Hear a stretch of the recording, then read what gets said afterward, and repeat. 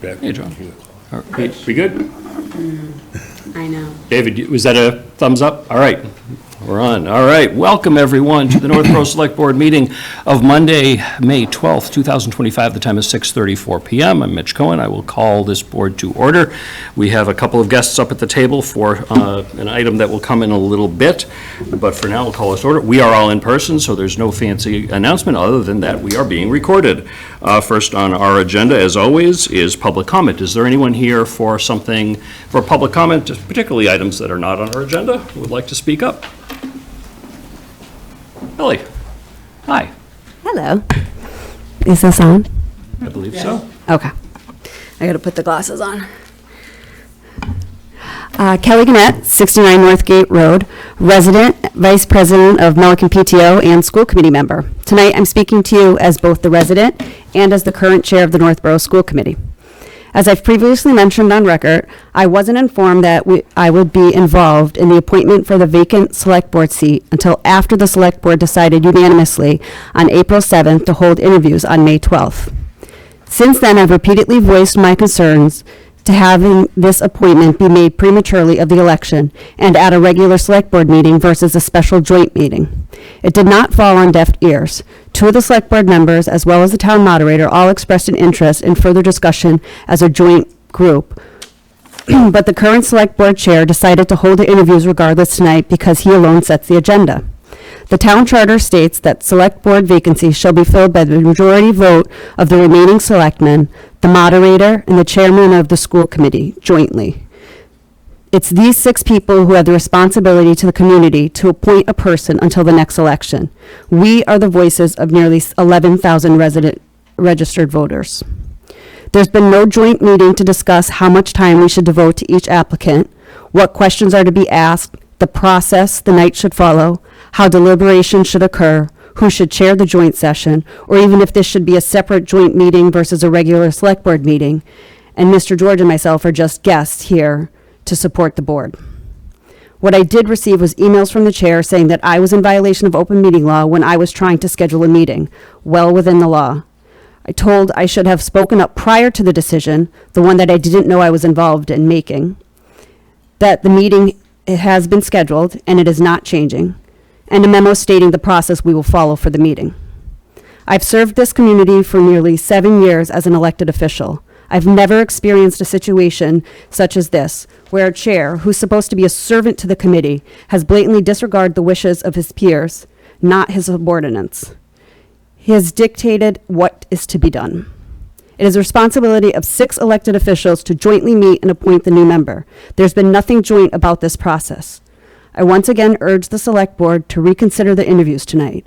I hate to have wasted the applicant's time coming in tonight, but this was at the discretion of the chair. There should be a separate joint meeting to discuss the process and appointment prior to the interviews. I do not think anyone thought there would be 8 applicants for this position, far different from the 1 applicant to the recent planning board vacancy. To rush the appointment, to appoint someone tonight, just to get the process over with, or because the chair says that's what we are doing, is such a disservice to our community, and I'm not comfortable being a part of that process. Thank you. I mean, just for the record, at our April 7th meeting, the board did decide unanimously to hold interviews in the appointment tonight, and that's that. I will ask for folks, I'll recognize you in just a second, we're starting interviews at 6:40. If public comment goes over that, we have a second public comment later, and it's possible that there may be some intervening time between interviews. Thank you for your commitment and service over the past 3 years. You worked hard. You've lost your way. And I'm disappointed. You, at that meeting, you started with the process for doing this vacant seat, and you ended with the resignation. That's the wrong order. Mitch, you've totally lost your way. Just give it up. Let other people. All right, Yeah. I'm sorry, I'll let you finish. Let other people weigh in. It's time. Thanks. I appreciate that you, I guess, want to tilt the scales in some other way. We have about 2 minutes until we start, Lisa, but I'll Thank recognize you. This is Lisa Maselli, 13 Maple Street. In reference to what's happening tonight with the joint meeting and the Select Board meeting being folded in, the Select Board cannot just decide when the joint meeting will occur without consulting in good faith with the remaining officers for the joint meeting. Otherwise, the vote does not satisfy the requirement that they are meeting jointly. So if you continue to go through tonight and go through all this, the vote will not be valid, and you can, there'll be people that will go forward and probably file some complaints on it. Thank you.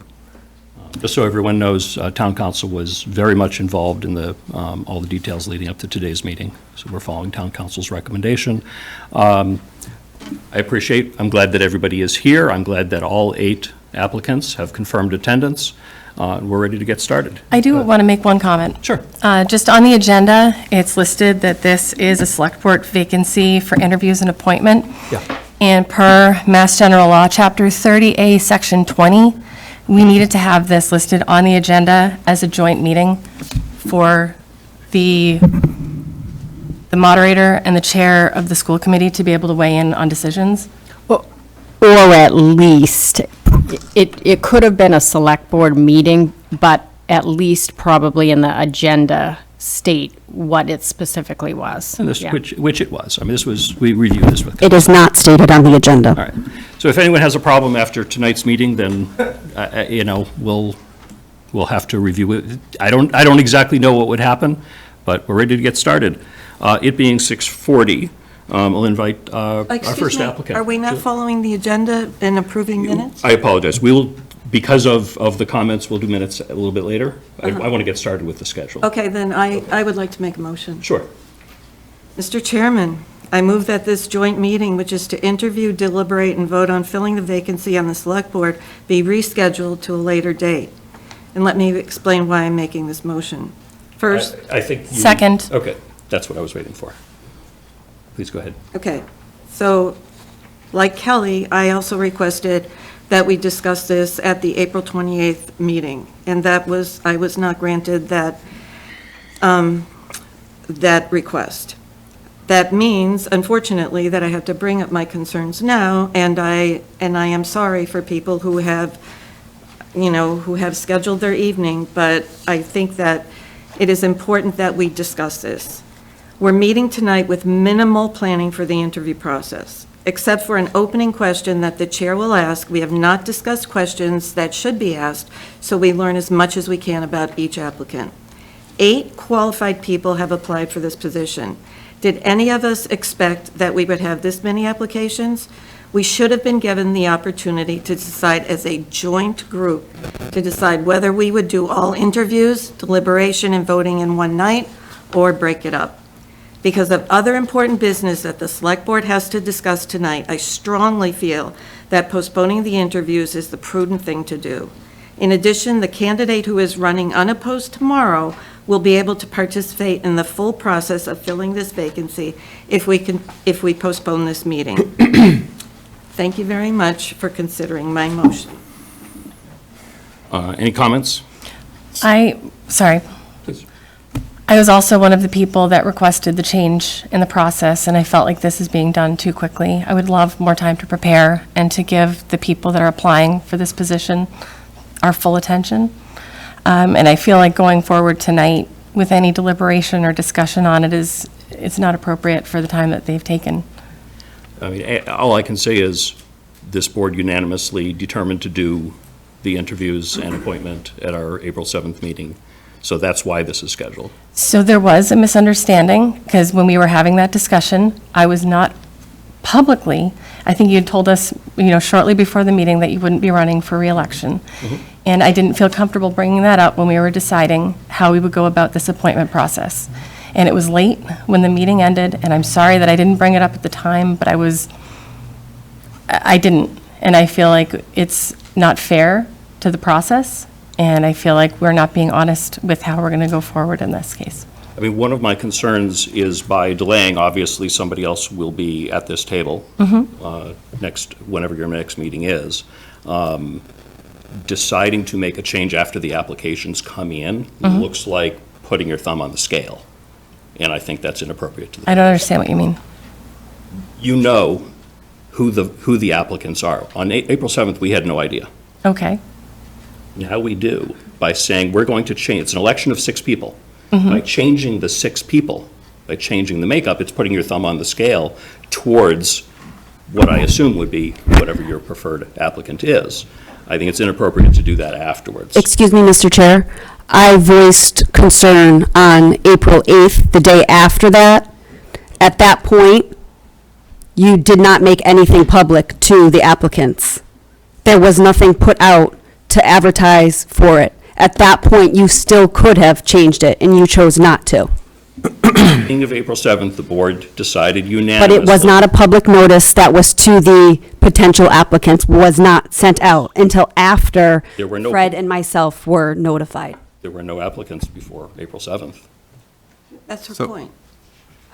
I'm saying to your point, Yeah. is you still could have changed it between the time that. We could only change it at a board meeting, and a board meeting where we have regular business. I mean, this is, I'm not ruling this out of order. We can do this. But this is where we are. We're all 6 of us are here. All 8 applicants have confirmed attendance. I see no reason that we can't get started. Mike? So, yeah, as the only member who hasn't spoken yet, and as you know, I'm usually pretty quiet over here, but, so, at our meeting on the 7th, I mean, we were all, at least, I'll speak for myself, I was very well aware, because of you giving us a heads up that you were planning on resigning. It wasn't public Didn't yet. resign, but not running. Excuse me, not seeking reelection, sorry. So by setting an appointment date before the town election, that was having you, as a current member of the board on this date, be part of that process and part of that decision, as only one vote. There's 6 of us here. And I stand by that decision. We made a decision unanimously as a group. It was pretty clear, at least to me, what we were doing. Mitch was elected by the people of Northborough, as will John, most likely, as select board member-elect, as the only person on the ballot, and I look forward to serving with him. So both would have some argument to say, well, Mitch may not be running for reelection, but he was elected. There's no such thing as a lame duck select board member. We decided to put business on this date where Mitch is still on the select board. So business, he can be involved and participate in that business. When select board member Lisa Mizzelli decided to resign her position, she made that clear to us and then attended another meeting. Nobody said, well, you're not going to be here for another week, so you shouldn't participate in any decisions. I think we have all our applicants showing up tonight. I think we made a decision. Maybe in hindsight, some people may disagree with it or wish we could have changed it or could change it, but it's not changed. We're all here, we're all sitting here, we're all in attendance, so we're all able to make it. I just think let's move forward with the process, let's complete the process so that we have a full board after the election. I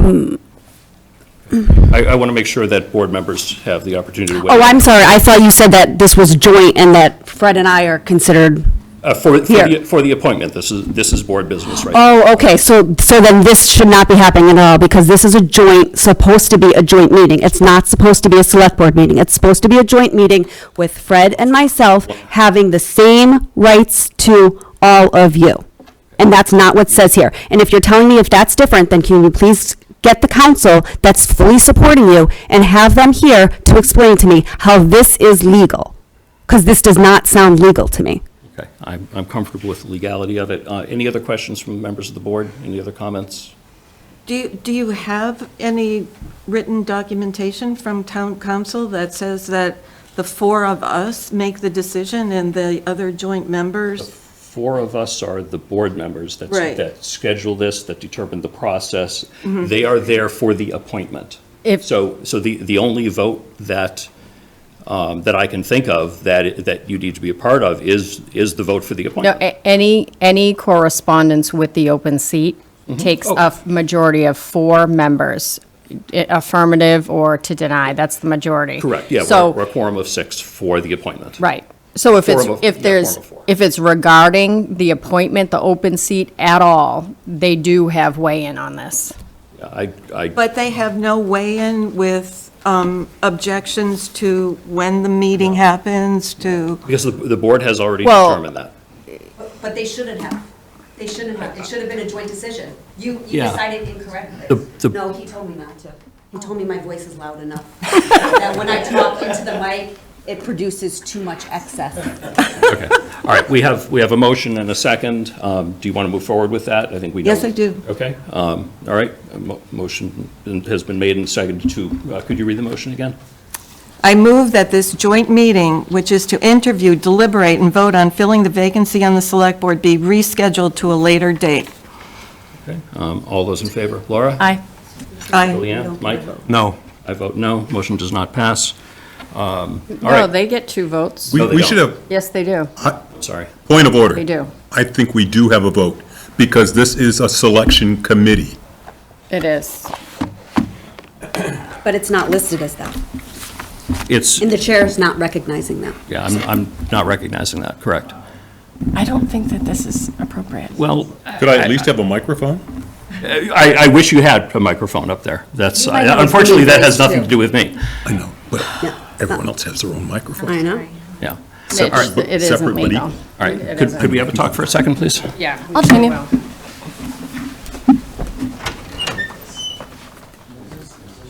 Yeah, it is. Was there a motion to adjourn? What's, Don't you have to take a vote? It's a sidebar. I don't understand what's happening. We're doing a sidebar. Lost his way.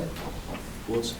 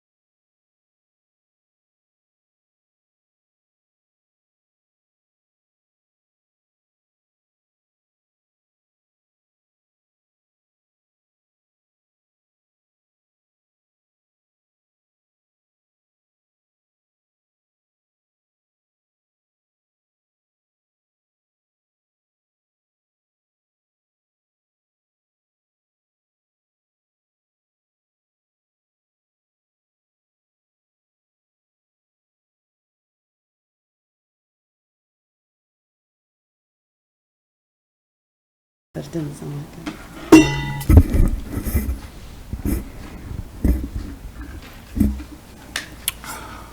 Apologize, everyone, for the interruption. Based upon reviewing council's email, my opinion does not change, that council states very clearly the quorum is 4, and requires four out of 6 for the appointment vote. And that's repeated, I think, 3 times in that email. Council makes no mention of process or anything else.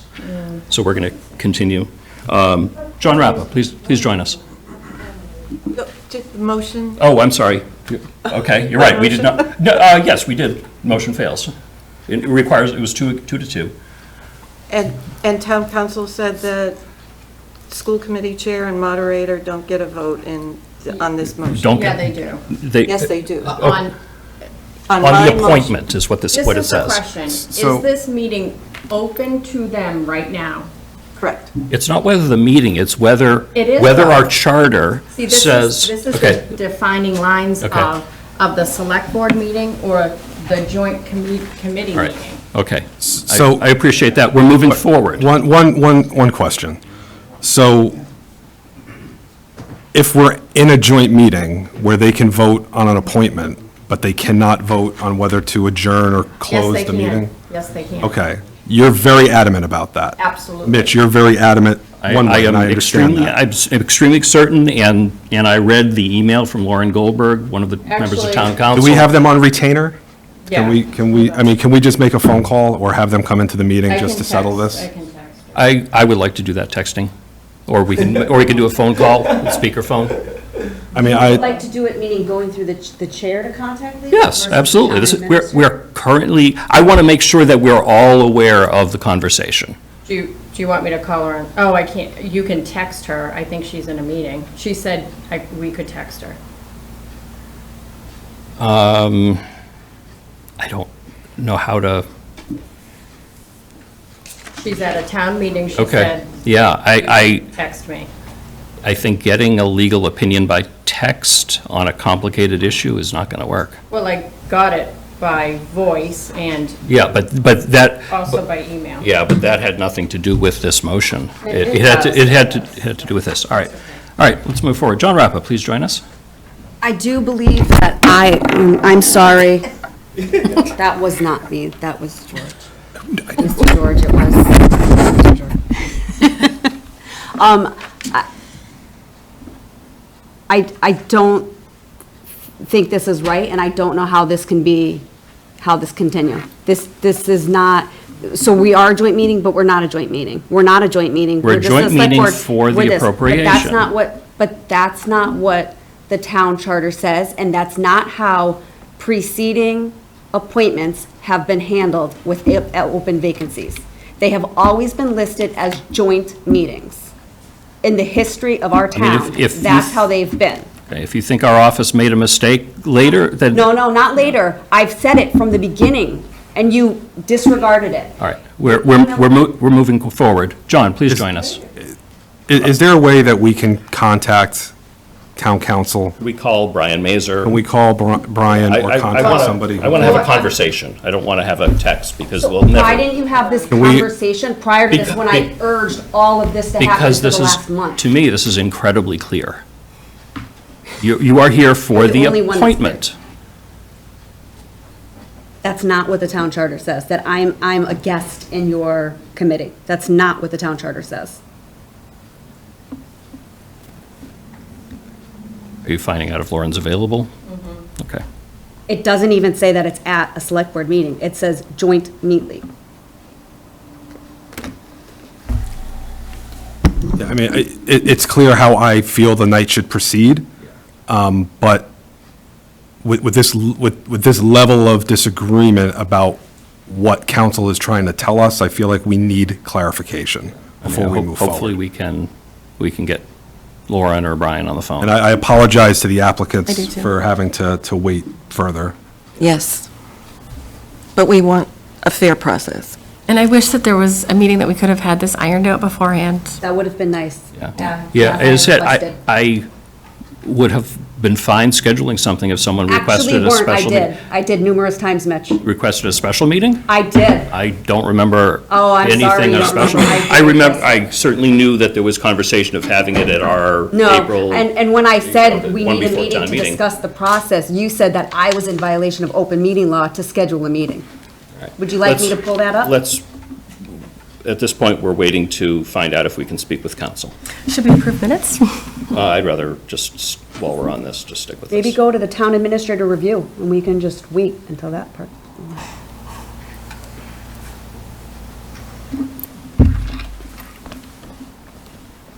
Steph, are you finding out if she can get on the phone?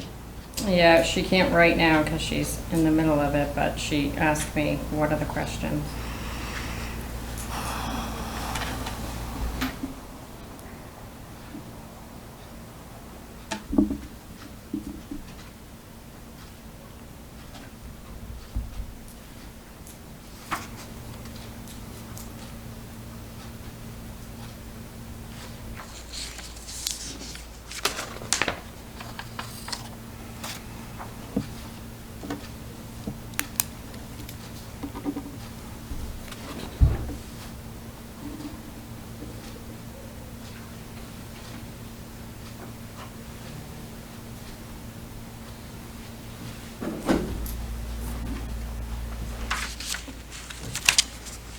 She's gonna try to call in, but. Okay, she- great. yeah.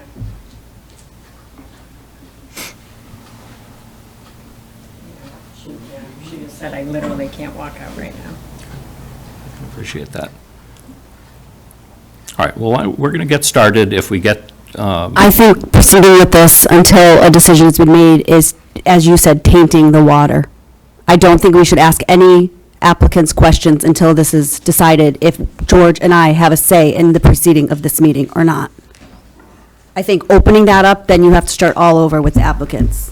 I think you'll have to start all over with applicants anyway. Why? All right, John, welcome. I apologize for the delay. Let's get started. I think we've all seen your application. Mr. Chair, Yes. can we please wait to see if council can? I think we've already determined that. I think council has. Sorry? No, I think we've already heard from council that council can't weigh in yet right now. Council can weigh in a little bit. If we'd rather, we can do the meeting minutes and make the review. Can we move other items ahead? Absolutely. And let's do that. Okay. All right. We have two sets of meeting minutes. One is April 7th, 2025. We received a second version of that dated May 9th, 2025. Is there a motion? Mr. Chair, I move the board vote to approve the April 7th, 2025 meeting minutes as amended. Second. Okay, motion's been made and seconded. Any comments or questions? All those in favor say. Aye. Aye. I see that as unanimous in favor. And we have meeting minutes of April 28th, 2025. I move the board vote to approve the April 28th, 2025 meeting minutes as presented. I think it's April 28th as 2025? Did What you did I say? 25. April 28th, 2025. Second. Thank you. Sorry. Motion's been made and seconded. Any comments or questions? All those in favor? Aye. Mike, how do you vote? I guess I missed most of that meeting, so I'll abstain. Reasonable. All right. Motion is approved unanimously with one abstention. Are we ready to move on to the town administrator review? That might take a little bit, or do we want to maybe hear from Steph on update of status or the ratification of Mike Tejan to Beasley? Oh, that's an easy one. Should be Oh, an well, easy thank one, you. but I want to make sure Steph Tell me is how you involved really in feel, that. Julia. No, that's fine, yeah. Okay. All right, so we want to do the Peasley item? Sure. Okay, so my understanding, Steph, you are appointing Mike Mike, to the Peasley yeah. Building Committee so that. You wanted Right. the position, yes. Yeah, Mike approached. I wasn't volunteered. Yes. Yes, and I appreciate that. I've been serving on the Peasley Building Committee as the board's representative. I was worried about the board not having a representative because no one else stepped forward when I joined that committee, when we formed it. Technically, I remain as a member. My expectation is that right now we're in the middle of choosing a project manager. Once we're through with that, I will probably step down from the Peasley Building Committee at that point. I would like clarification on that because you were appointed as a chair, as a select board representative. So after tomorrow, if you are no longer a select board representative, then I don't think you fit into the criteria to do the next. We can ask council. I don't think there's a meeting of the Peasley Building Committee for a couple of weeks. We can get that sorted out. But yeah, I would be the select board representative Yes. and a voting member. Right, and I would then become an at-large member like many other at-large members on that committee. I believe we are full at capacity, and that was one of There the is, things that yeah. was decided, that we weren't going to have I more can look at things, the but- charge and, We'll yeah. we'll take a look. As I said, I think it would be a mistake to change membership on the OPM committee in the middle of choosing a project manager, which is the status that we are right now. I appreciate you don't like me very much right now, but Mitch, I have nothing yeah. against you right now. What I appreciate is that you signed up for the OPM after you knew you weren't going to be on it anymore. I mean, you could have just not signed up to. Yeah.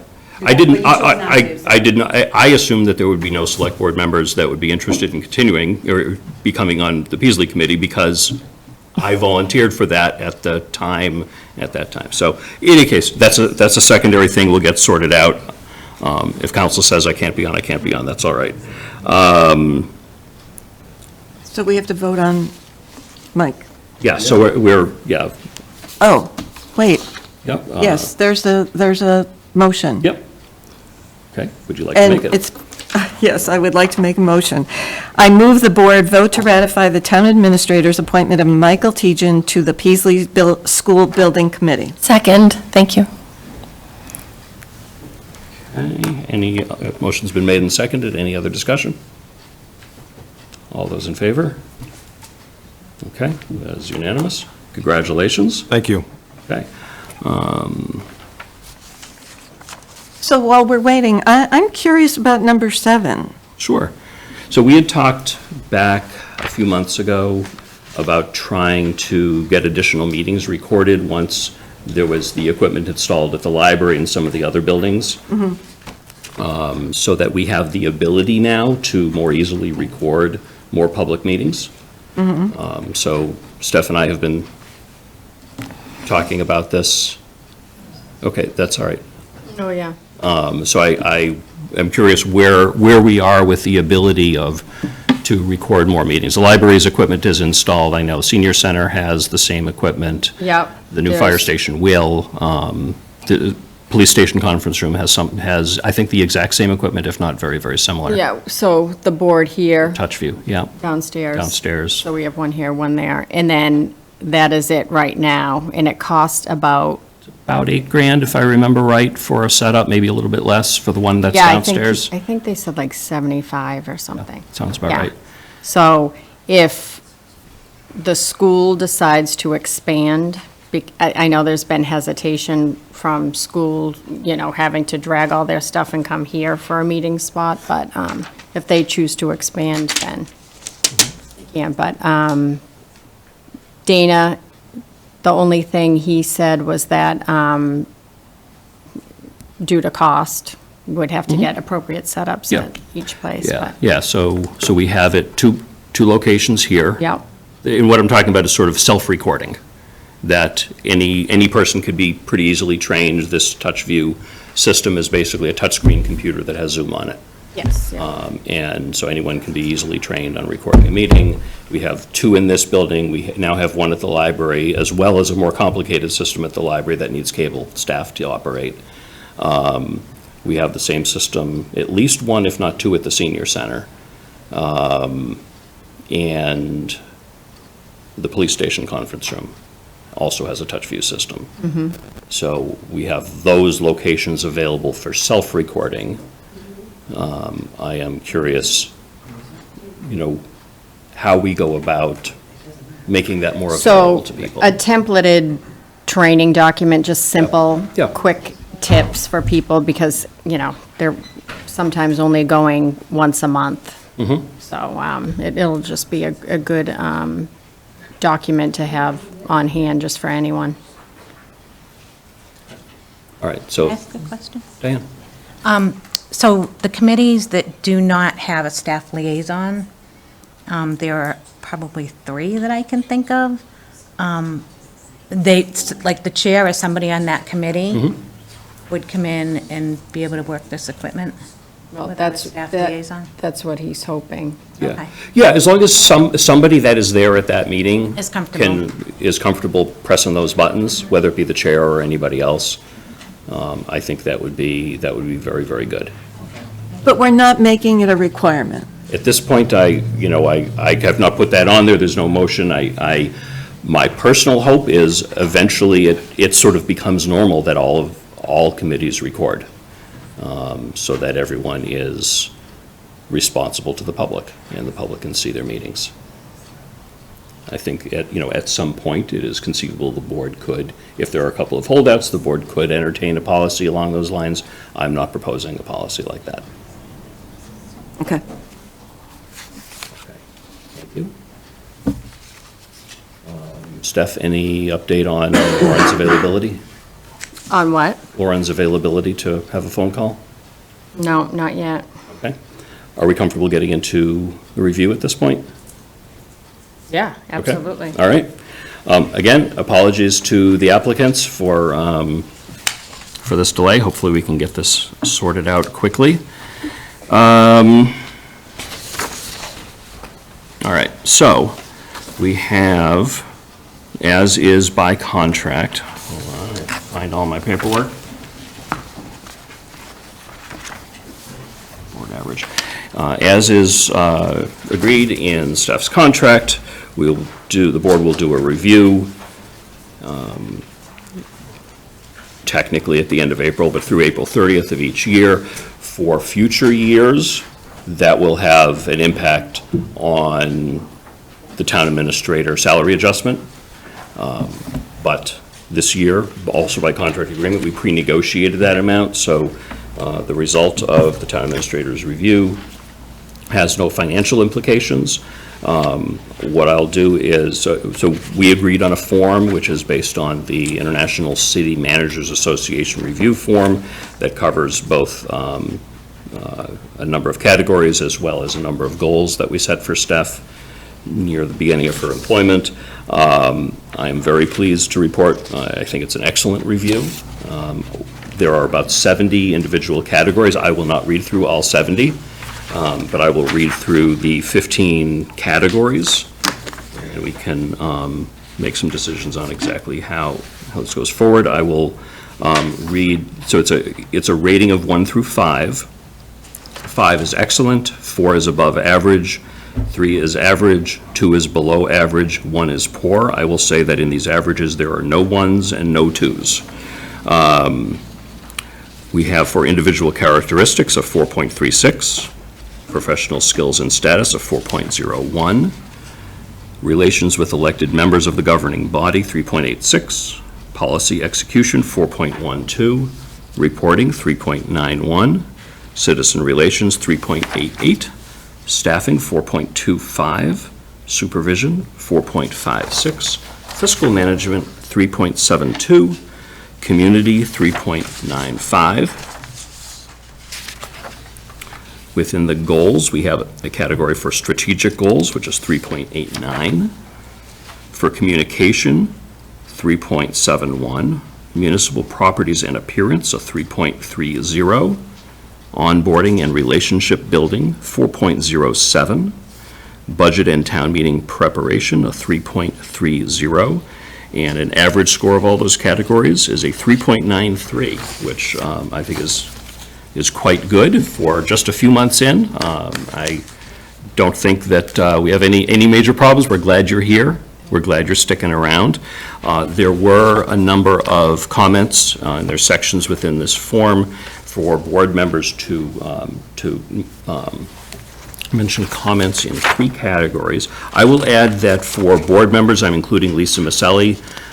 We finalized this form in the process at Lisa's last meeting, and we as a board invited her to participate, given that she was part of the process for really all but one meeting of Steph's time so far. So all those averages and the comments that I'll refer to in a minute include Lisa's input. On the narrative evaluation section, basically lists some strengths, what would you, another section is most critical for improvement, another for constructive suggestions to enhance performance, and then an other comments section. So what I did is I put I just took all of the comments of everyone, put together a big list of all those things, and board members, we have that in front of us. That's a big list, and there's also, it's tough to go ahead and how do you then summarize that? It is, from my point of view, really impossible to go ahead and take input, a detailed input from 5 members who have different thoughts and different opinions on things and create one summary. So I presented that big list to Steph. Steph went ahead and then wrote a narrative summary, which is also in front of us. And I'm looking for my copy. Yeah, that's that. It says consolidation of narratives from select board members. So Steph wrote that as an attempted way to consolidate that. We can consider either, both, or neither as part of the review. There was not a directly simple way to do that, so I would like to hear the board's input. I would just, thank you so much. So when we had originally discussed the process for the review consolidation, Mitch and I were going to do it together. And then when it came time to put it together, I asked if Mitch could work with staff on it because I was concerned about a quorum when we would be deliberating and consolidating the written part of the summaries. So that's why we ended up going that route. And I just mentioned that now so that we're aware of it for next year. I want to make sure that we don't put any of us in a position where it could potentially, put us in a position where we may deliberate inadvertently. But otherwise, I thank you for all that you've been doing, and I appreciate all your help. Oh, And yes. putting this together was no easy task. Oh, no. And to you, Mitch, thank you for all you did Thanks. to consolidate It it. ended up being a lot of math. It was a very, very big spreadsheet of 70 items times 5 people. And I appreciate Laura's help. Laura and I did exchange a lot of emails, just checking each other's math. Yep. And making sure we had entered all the numbers right. Yep. And, we had agreed, for example, if someone put an NA, not available or not applicable for a particular category, it wouldn't count against Stephanie. It would Yep. be divide by 4 instead of divide by 5. And then there was one item that all of us put an NA on. I think it was relationships with Department of Transportation or something. Okay. That caused the math to get a little bit more complicated, but we made sure that did not count against you. So Laura was a big help in that. So I would like to hear from board members in terms of their thoughts on the review, as well as how to deal with, if at all, the comments question. Yeah, no, I mean, I think the process went well. I would, reiterate that, I'm glad Stephanie's here. I think the staff comments also reinforce that, that she, was able to bring together a team almost like we hired internally. It hit the ground running very, very fast and very strong, and that leadership showed in those reviews. I guess, yeah, the comments piece is tough. I would say maybe one thing, just in general, that would kind of help, probably also on the yearly one, because it's going to be longer, is to have sort of Stephanie roll through it first, and then provide that to the board, so that we have something to reference, right? Nobody's going to know all your accomplishments and what you do better than yourself. Right. Yeah. So, we had materials to go off of, meeting minutes and updates that you provided, but every review I've ever been in, I've had to write it first, and then your supervisor looks at it and goes through it. So I think something like that would be useful for the year. So. Yes, that's a good idea. I have always admired the review process that the school committees use of the superintendent. That's what I have tried to get us close to modeling. It's a very complicated and very comprehensive process, given that this board has not done a town administrator review in several years, since, certainly before my time, that getting something formal in place is good. So this is a really good first step. And what the superintendent does for the school committees is is provide an update every couple of meetings on the goals that were set and everything else, so that by the time it gets to review time, everyone's up to speed on everything happening. And I hope this board suggests that route going forward for the next year. That would be very helpful and make the board's review process a lot easier. Again, this was non-consequential in terms of financial Right. impact review, but it had to teach the board the process. Sure. How to go forward. Julianne, did you have any input or thoughts? So I think Stephanie's done a great job, and she came in after several interim TAs. There was a lot to, to kind of get in place and get us reorganized, and I think you've done a great job. But I have a question about the narratives. Sure. What, I'm sorry, Stephanie, I don't see any difference between this one. And then you have to flip it over. Yeah. I think, so those two are the same. Oh, yeah, that you're There probably. is, this is It's the like the different raw one. verbatims. So the. These are all the. Exactly, so, there okay. was just everybody's sentences put together, so that it wasn't streamlined, there wasn't a theme, there Oh, was. right, so- yeah. So basically, I had to account for my poor writing. We'll forgive I- you for that. I did have to ask you to clarify some spelling. Right, and I couldn't even read That I it. couldn't read one of the words. Oh, no, this is much better. Yes. Yeah. So this will go into the public yeah, review. that's fine, yeah, absolutely. And not our individual, That's for us to decide. I was not comfortable editorializing and creating something that was Yeah. a summary on that. Steph took that on. And, I mean, it wasn't biased just because I collaborated. I have my areas for growth and development, and if you read through, you'll notice everything is written in here, but just a little Yeah. bit more eloquently. yes. Yeah, okay, yeah. Okay, so we have to decide, I mean, I think that this is perfect. Okay, are we The comfortable? consolidated, Are your comments reflected in yes, that? I feel very Okay. comfortable. Okay, other thoughts? And I will say, no, just to echo everyone else, I'm so grateful for how you've hit the ground running to get everything up and running, and I love the feedback from staff. So I think it really sets a good framework for what we're going to do in the year ahead. And I'm fine if it helps to include the summaries. I think it's very positively written, and I appreciate all that you did. Well, thank you. Mike, any thoughts?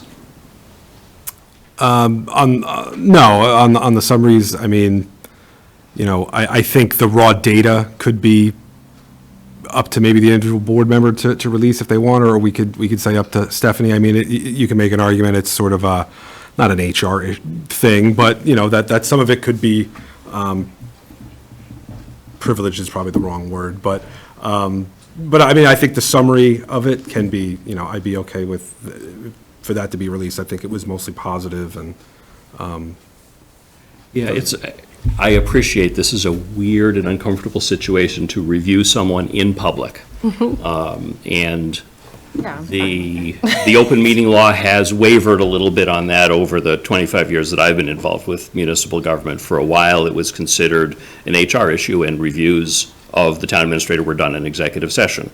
And then that opinion changed, probably 18 years or so ago, and has remained steady that it has to be done in open session because it is work of the select board. Yeah. So because it is work of the select board, this discussion, this review, which is positive in this case, but sometimes with some boards and some town administrators, it isn't entirely positive, has to be done in open session. My understanding is that the collected review, the averages of the numbers and however the comments get consolidated is public record, that is the work of the board. So that could be attached to the meeting minutes. Yeah. From this meeting. Right, okay. Yeah. But items such as the consolidated comments that just list them all, is not work of the board if we're not putting it into this. So, or better phrase, your individual review, Mike, my understanding is not public record in a formal sense, but it is not improper for you to release it. And I've seen in many cases, select board members, and the same with school committee members, releasing theirs anyway. I mean, you know, there's nothing to hide. It's not HR, it's not privileged. Right. You know, unless your review included something that was improper to release, like for. Like if I accidentally wrote my social security number. If you referred to an executive session item, Right, such right. as Steph's, you know, health or something like that, then that item would not be appropriate to release at all. And none of the reviews included anything that I saw would, And you know, that's would what have I- to be discussed in the. Yeah, that's what I kind of clumsily was referring to before. Yeah. Was like our individual pieces, Right. like what will be attached to the minutes for public record will be the breakdown, the That's all that averages. needs to be. I verified with the Right. town council, and then the conversation that we're having now about Is all of the obviously- other yeah. collaboration is, yeah, just part of the meeting So, minutes. so can we ask you how you feel about this? I feel fine about it. Oh, you're saying, oh, I thought you meant, like, I No, feel mean, great do today. you feel that it was, Fair? yes, and honest? Yes, I do. There were points that I may feel a little misunderstood on, or you didn't see the full picture, but, I mean, that's going to happen because you're not with me every day, all day, and so the way I look at it, I'll turn that into something positive and give you more information. So, you know, I feel like, yes, you did know this, and you know, you were aware of that, so, so that's something I can do to, That's great. That yeah. shows a positive attitude. And Oh, absolutely, Yeah. yes, I can't wait, it's gonna be great. Because I'll finish off a year. I mean, it's really a pretty excellent evaluation. Yeah, I I appreciate agree, it. I agree. I'll hand this to you. This is, I mean, you have all of these numbers, Okay, you yeah. have all this information, but just so Yeah. you have it in some formal way, that's the review form with all the numbers in there. There's no text Okay, in those yep. categories. But I think I'm hearing consensus from the board that the consolidation of narratives from select board members that Stephanie wrote is what we should include as the text within those categories. Yes. Yep. Okay, very good. Anything else on the review that anyone wants to discuss now? Want to stretch it? That's what I'm wondering. I did get, Right, Can I let's- make a motion? Yeah, okay, let's, yeah, all right, in which case we'll come up with something else to talk about if we need to. A motion. Mr. Chair, I move the board vote to approve the board's annual review of the town administrator as presented with an aggregate score of 3.93 out of 5. Second. Okay, motion's been made and seconded. Any comments or? No, I was just going to say aye. Okay. All those in Aye. favor? Aye. I hear that is unanimous.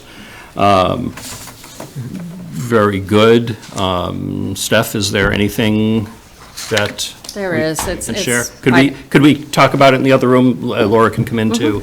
Yeah, you. it's, I mean, it's. Diane, in the meantime, have you heard anything about a Memorial Day ceremony? You know how we usually do that? Actually, I think staff has a meeting this week to discuss it, and then once they meet and everybody's on the same page, that we'll put something out on town news. Oh, But okay. it's happening, as usual, yep. Okay. Because when's Memorial Day weekend? Isn't it, It's only, it's early. Do you know? Isn't it next weekend? don't tell me it's next weekend, that's too close.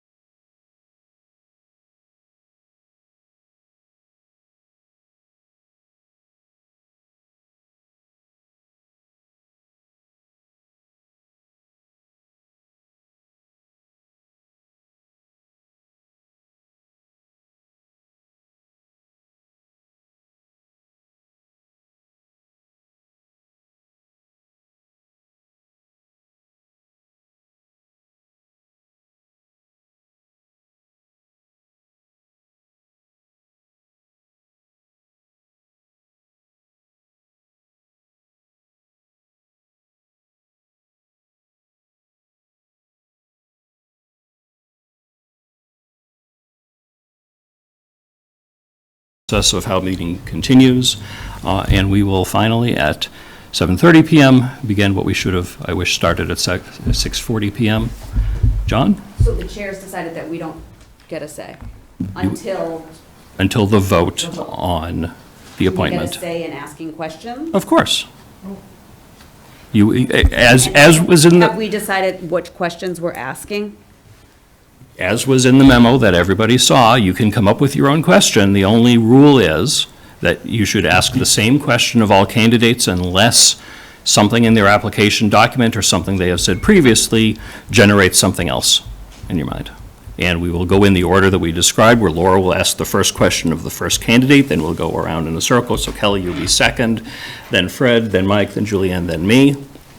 For then the next candidate, Kelly, you'll be the first question, and we'll go in that way to make it as even as possible. But the first question is, why are you applying for this position? And that. And so Laura will ask that question? I don't think about that as a question. That's the opportunity for a candidate to introduce Oh, themselves. okay. All right. And we all feel that 20 minutes is more than enough time to truly interview a candidate for this position? The only request that I got was 15, and I thought 20 was a little bit on the better side.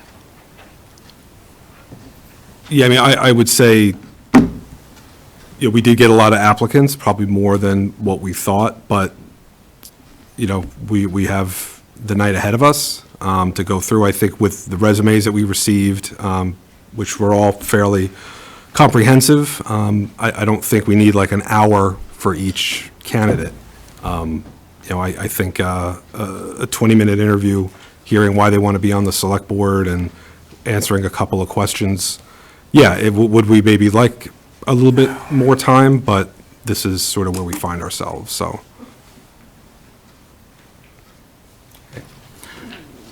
John, thank you very much for being patient with us while we sorted out some details. Why don't you, we've read your application documents. Why don't you tell us a little bit more about yourself and why you're interested in joining the select board? Well, I've been a resident here for almost 35 years. Judy and I moved up here from New York in 1990 at the bottom of the real estate market with our 2-year-old daughter. My 3 children have gone through Northborough elementary and middle schools. I've been involved in various committees here for the last 5 years.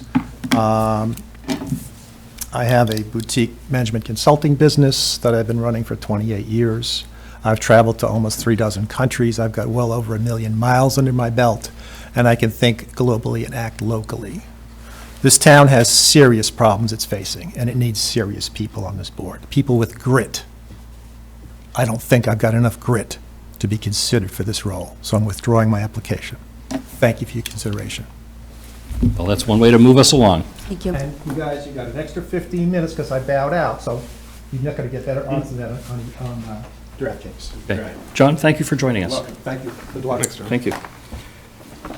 All right. Jeff Osterguy, come on up.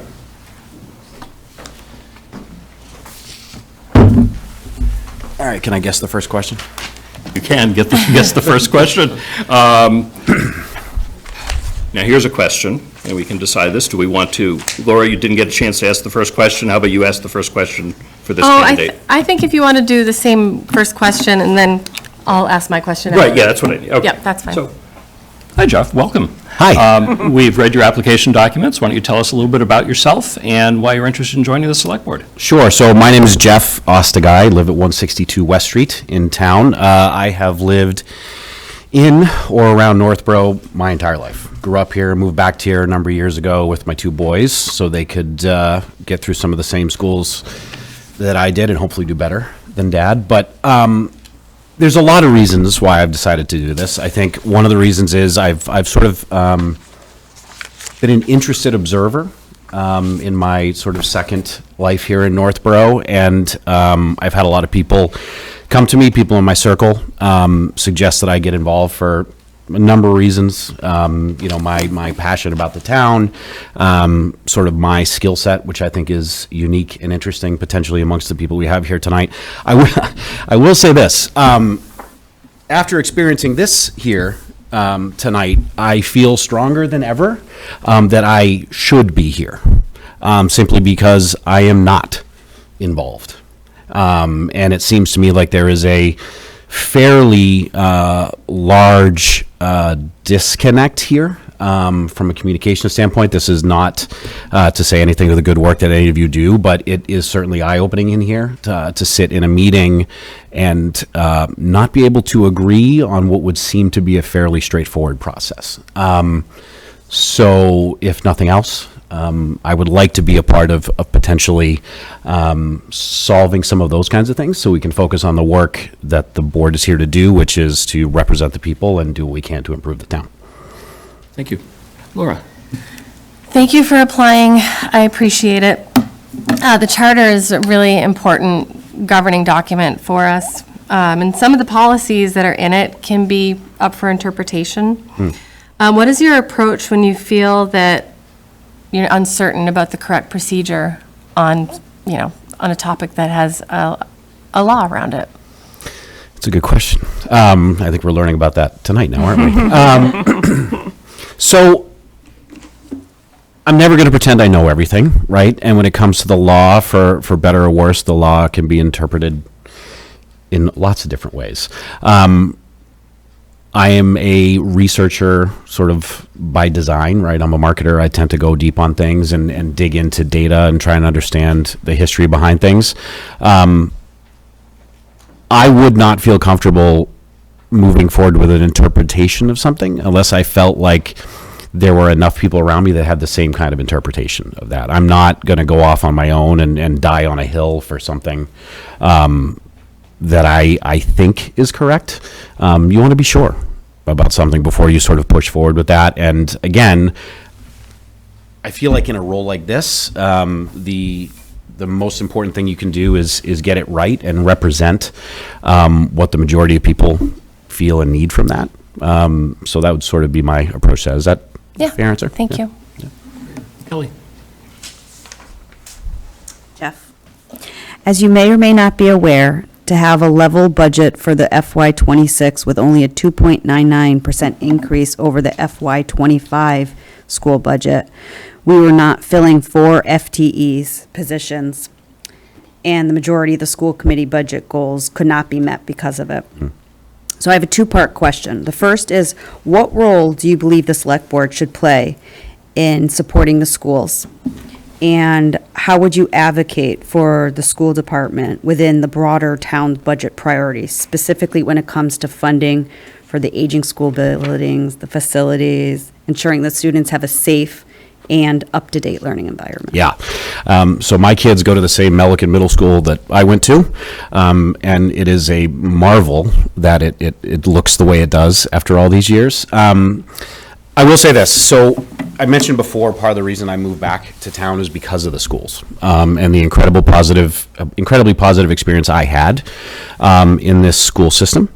So I thought it was important for my kids to have the same. So I can promise you I'll be a huge advocate for the school system. What I would say is when it comes to budgets and when it comes to balancing budgets, one of the things that I feel really strongly about in town is we need to start thinking about how we do a better job of generating revenue in the town itself, right? I mean, I listen to some of the town meetings and there's a lot of concern about increased taxes and increased spending and all these things, but I don't hear enough creativity around what are we going to do to attract business into town, and what can those businesses, small businesses in particular, do to support our ability to fund these kind of things. I look around town, I see the empty buildings, lots of them. One thing I would love to understand is what is our available commercial capacity in this town? Like, how many buildings, how many offices do we need to fill? And what could the impact of filling those offices be on our ability to fund things like our school systems, which are critical, right? There's a lot of people that moved to this town for the same reason I did. It's the same reason my parents moved here a long time ago, right? And that's a critically important thing to hold on to, right? Because as taxes continue to go up, it becomes a harder sell to get people to live in this town if the school system can't keep up with the reputation that it's built. So to sort of go back to that, yes, strong supporter of it, both rationally and emotionally, I would say, as far as the school systems go. But at the same time, I really need us to think about ways that we can fund things by generating, right, versus funding things by just increasing the burden on the taxpayers, who, again, they pay it. We all pay it. And there's a part of me that's happy paying it for the many good things that we do have in town. But I think there's a level of work and creativity that can go into, not quite relying so heavily on just pay more in taxes. Thank you. Yep. Fred? Thank you, Jeff. No, I can boom over there. So. Sure. Thank you for taking the time to submit your credentials and go through this process of being, sitting in the hot seat and answering all these great questions. My question to you is can you share with us a little bit about how you've been involved in the community and in the processes that help this, fine, municipality continue to move forward? Full disclosure, very little, right? So I'll be honest, there's things I'm gonna have to learn, right? I mean, I think it's no different than anybody taking a new job, right? I'll have to learn about how things work and how things are working. I would like to think that I'm opinionated enough that I'll share my opinion when I feel like there's a way that I can improve on it. In terms of being involved with the community, I think I mentioned I'm a hockey person, so I helped run the middle school hockey program here for a long time and really did that for the most part on my own with the help of a couple other guys. As a kid, I spent a lot of time in town volunteering and doing things. I feel like now is my time to get involved in a more substantial way, right? But the truth is, being involved in a board like this, I haven't, right? I have certainly been involved at a very high level from an executive perspective with other organizations and work in my career, whether it be managing budgets at a very, very, very high level, for other people, as it might be. Good, thank you. Yeah.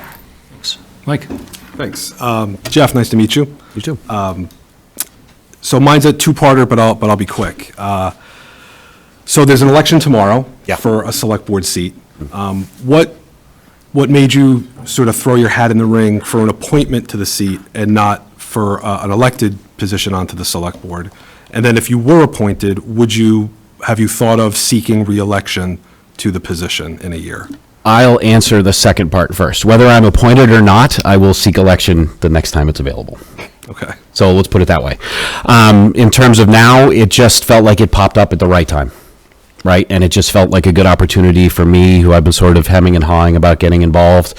It felt like a good way to kind of tear off the Band-Aid, throw my hat in, and get a feel for the process, right? I mean, I think to Fred's point before, this is a little bit new to me, right?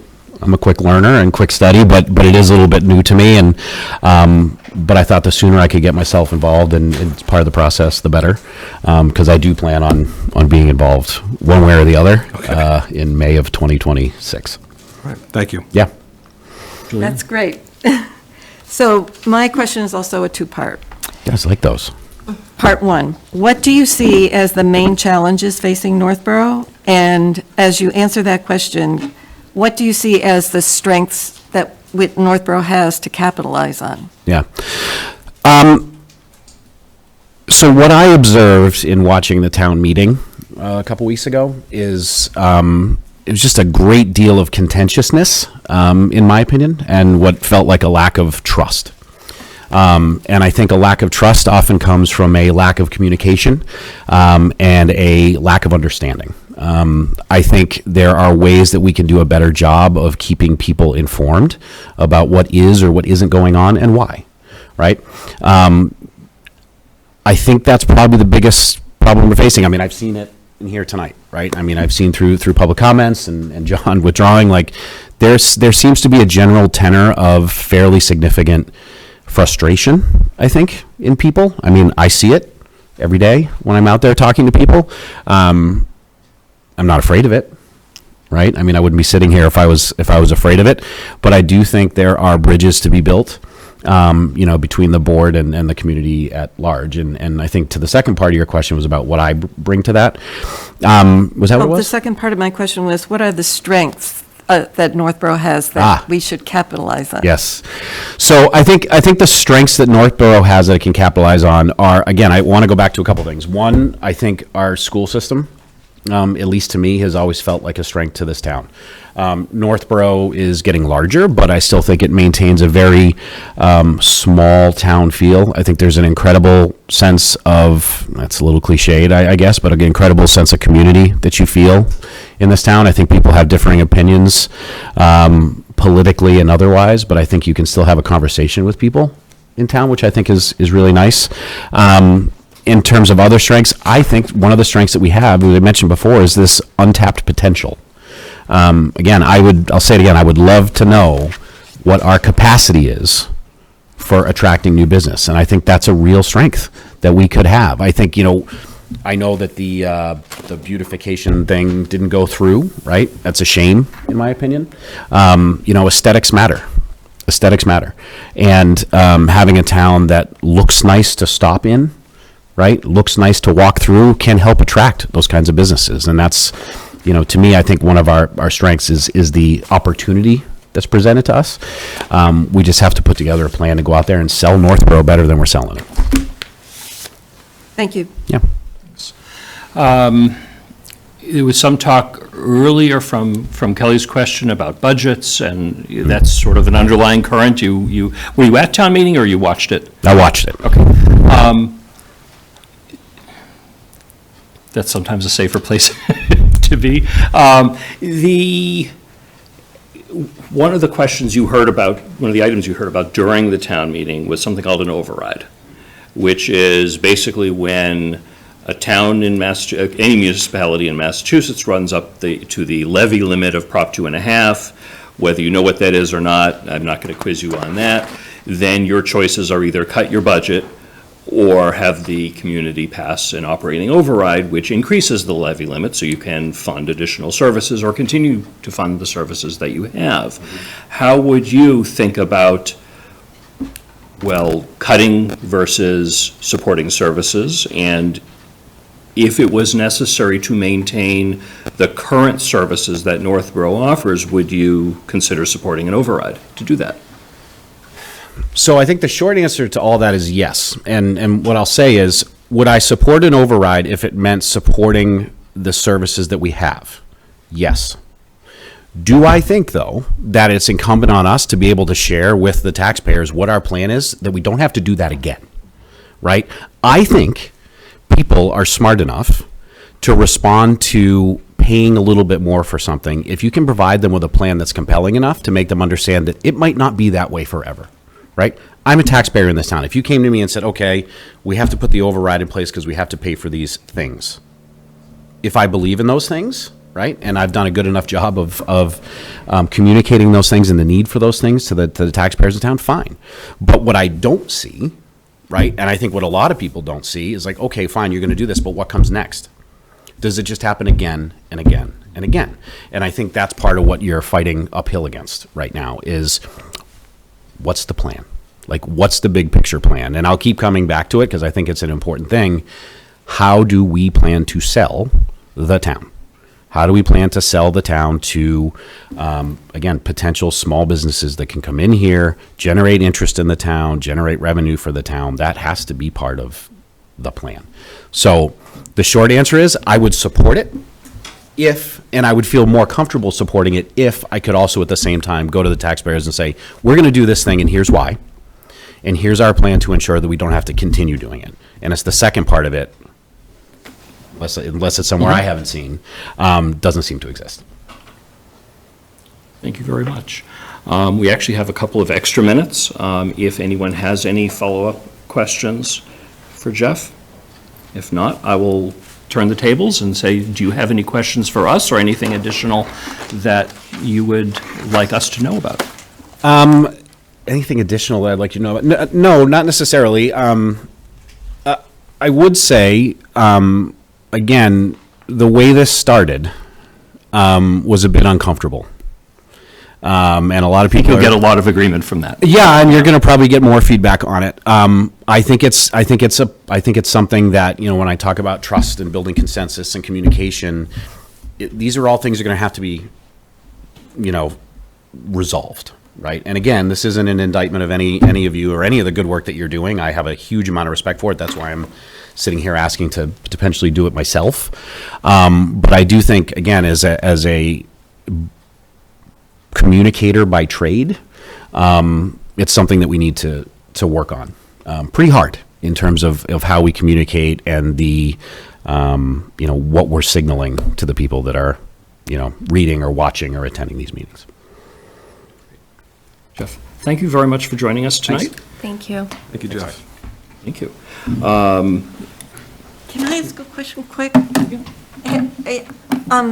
My question's really a quick one. Yeah. How, so you mentioned that you have recently have been encouraged and you have interest in participating in town government. How long have you been watching select board meetings and? For as long as I've been here. Oh, okay, all right. Yeah, I didn't wake up and do this. Yesterday. It's been something that's been on my mind for a while, and like I said, I would consider myself an interested observer. Right? I'm thoughtful by nature, right? So I've been paying attention to sort of things and paying attention to how things have been developing and sort of, again, just what the general tenor and tone has been. And that's just my take on it. Okay, thank you. Okay, thanks. All right, so next on our list, we have Brian Cole. I do want to find, is there a Chris Marzilli in the audience? Or Chris Marzilli was one of the candidates. I believed he was planning to join us by Zoom. I don't see him on Zoom, so I wanted to see if he was here. If either of the people... Is he one of the people listed in attendees? No, I'm looking, I don't think so. There are two names there that I don't appear to be. No, not the panelists. Right, yeah, no, I'm looking at the attendee list.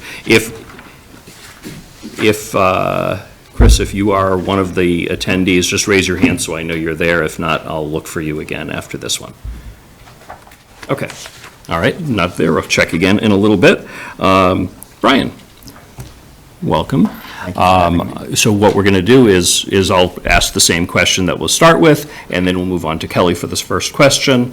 Brian, we've read your application documents. Thank you very much for joining us tonight. If you could tell us a little bit about yourself and why you're interested in joining the Select Board. Sure. I'm gonna say the same thing that I'm sure you're gonna hear several more times, which is that I moved here for my family, for my daughter, so that she could attend the schools. She was born in Milford. We moved here, frankly, because the house was getting small and the schools were better. I was very involved in municipal government in Milford. As it says, I was on the planning committee. I was on the cultural council. I was on a town meeting study and improvement committee for a little bit, and so on and so forth. And the strength of the services that Northborough provided was one of the things, bluntly, that led us to buy the house that we ended up with. And so I'm throwing my hat in the ring here to try and protect those services and make sure that, my family has a good town to call home. Great. Thank you. Kelly.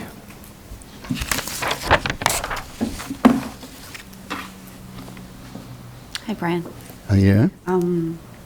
So I'll say the same thing because that's part of the interview. You just say the same thing. So as you may or may not be aware, we have a level budget for FY26 with only a 2.99 increase over the FY25 school year. We are not filling 4 FTE positions because the majority of the school committee budget goals could not be met during these budgetary constraints. Right. So my two-part question is, what role do you believe the select board should play in supporting our schools? And how would you advocate for the school department within the broader town's budget priorities, specifically when it comes to funding, aging conditions of our school facilities, and ensuring students have a safe and up-to-date learning environment? It's interesting because, like I said, and like the previous gentleman said, and like I'm assuming the following gentleman will say, the schools are what brings people here, and the schools are more than half, if I remember right, of the municipal budget. It's an interesting balancing act, I think, between the select board and the school committee. right? Because the schools are very much, what happens in the schools is very much the purview of the school committee. But I think it's up to the select board to work with the school committee, to work with the superintendent, to find grants and find opportunities, tie-ins with local businesses, anything and everything, any and every resource that the town has that we can bring together, not only to benefit the schools, but to, so that the students have pride in the town. As an example, the city of Worcester does an amazing job with the murals that they have all over the place. That is dreaming extremely big. But the opportunity for an Algonquin high school student, my wife is a public school art teacher up at Neshoba, and so the pride for them to be able to contribute something to the community and have something great for the community to rally around as well, I think would be an interesting opportunity. So that I want to try and build that sort of gateway as well. Thank you. Fred? I can't write fast enough. Brian, thank you for coming. I'm Thanks. sorry, can you speak into the microphone, please? No, I can't really can't. hear I you. don't have a microphone. I didn't pay the fee for a microphone, so. But Brian, thank you for applying. Yes. Thank you for, going through this process and understanding what's happening. My question has to do with, on your resume, you talked, and you mentioned earlier, that you were very actively involved in Milford's, government and activities. And in doing so, there must be one or two things that stand out as the things that you're most proud of, or you had such a significant, contribution that it made a change in the entire community. Can you share that with us? Okay. What I'm gonna talk about is the election working group.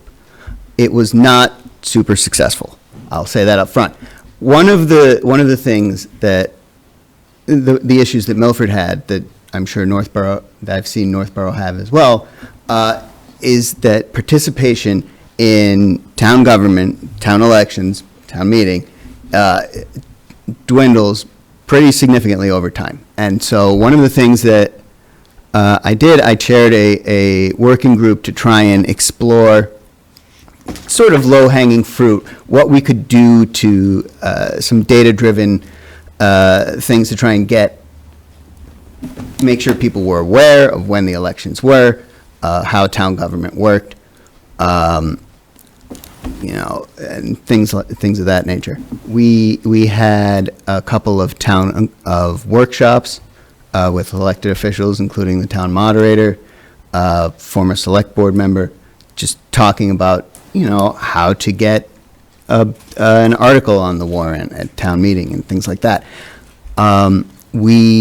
I worked with the principal of the high school because the seniors are old enough to vote, to have a candidate forum in addition to the one at the senior center, right?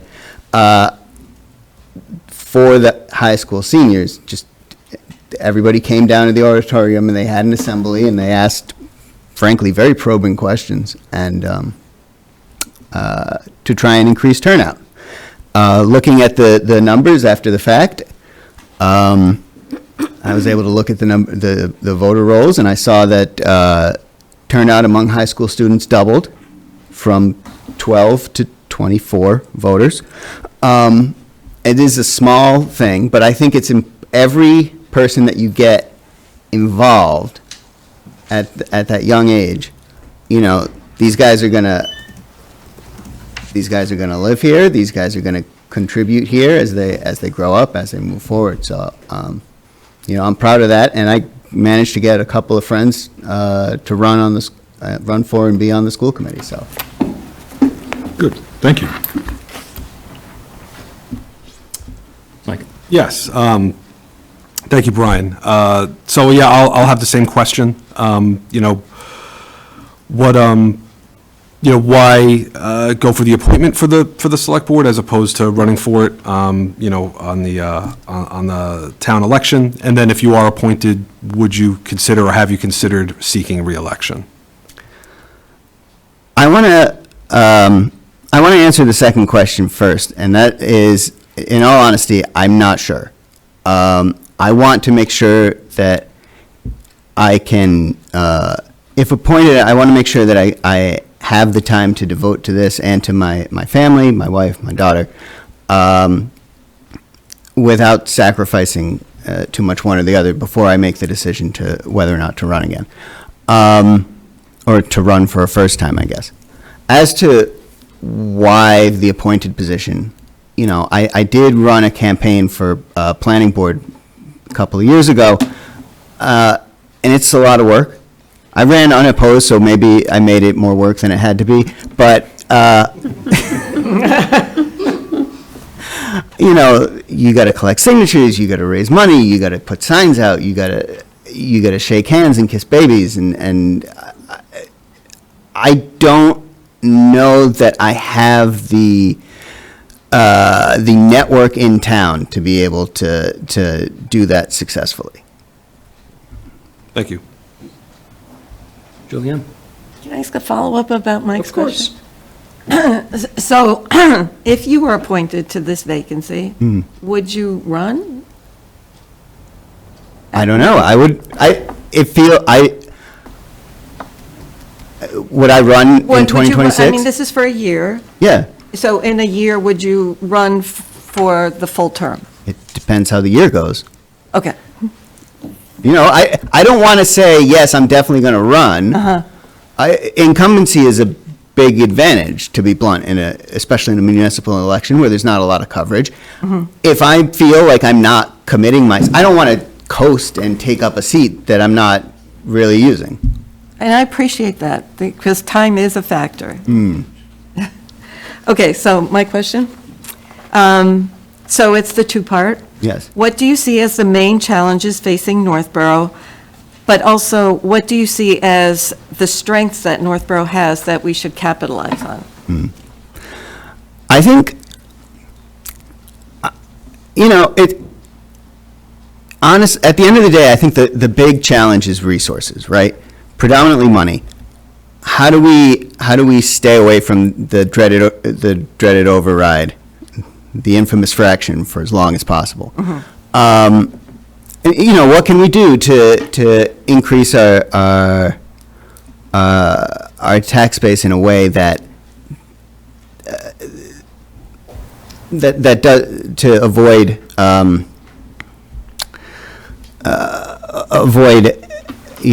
overburdening our residents, our small businesses. I think one of the strengths we have here actually is the diverse mix of businesses that we do have. Having the big box stores over by the Wegmans, it's an advantage to have large properties like that pay large amounts of tax, bluntly.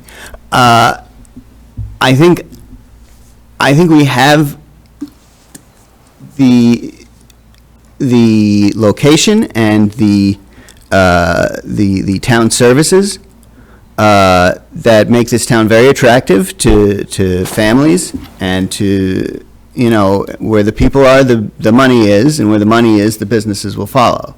I think, there's a reason we were just named best community in the West of, west of Boston, right? I forget who named it. It might have been the Boston Globe. Was it really? It was Boston Globe, right? Oh. Yeah. Okay. Great. Big league. Even better. Wow. Yeah, there you go. No, but I think having that there, having the commuter rail right around the corner, these are huge advantages, and they make it a very attractive town. Bluntly, it drives the property values up. And so I think the previous speaker talked about trying to sell the town. I think this town sells itself. I think we have to look for opportunities to get out of the way of that, and make things easy for people and for businesses where we can. Thank you. Thanks, Brian. So, at town meeting this year, there was a lot of discussion about the budget crunch, if you will, that Was we're. You may have noticed. And discussion of something called an override, which I assume you're familiar with what an override is, that it might be something that the town might need to consider next year or the year after that. How do you weigh decisions of cutting versus maintaining services? And if it was needed to support the existing services that we have now, would you consider supporting an override to make that happen? So like I said, this is an issue that everybody has, right? And this is an issue that every town has, that maybe not, as close to the ceiling, but as the economic headwinds in this country as the economy sort of slows, right? As belts get tightened all over, we're going to be facing that same question. We're going to be competing with other municipalities at the state level for less funding, right? And so I think we're going to have to ask hard questions about some maintenance, about some opportunities and some ideas that we would ordinarily try to be able to build out. I think the way what we saw play out with the downtown with Article 29 there, I think we're going to have to make those hard decisions more and more. And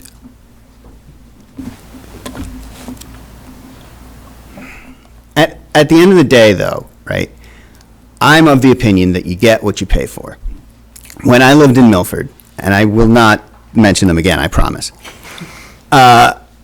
everybody raved on and on about how low the tax rate was and how long they had gone without an override.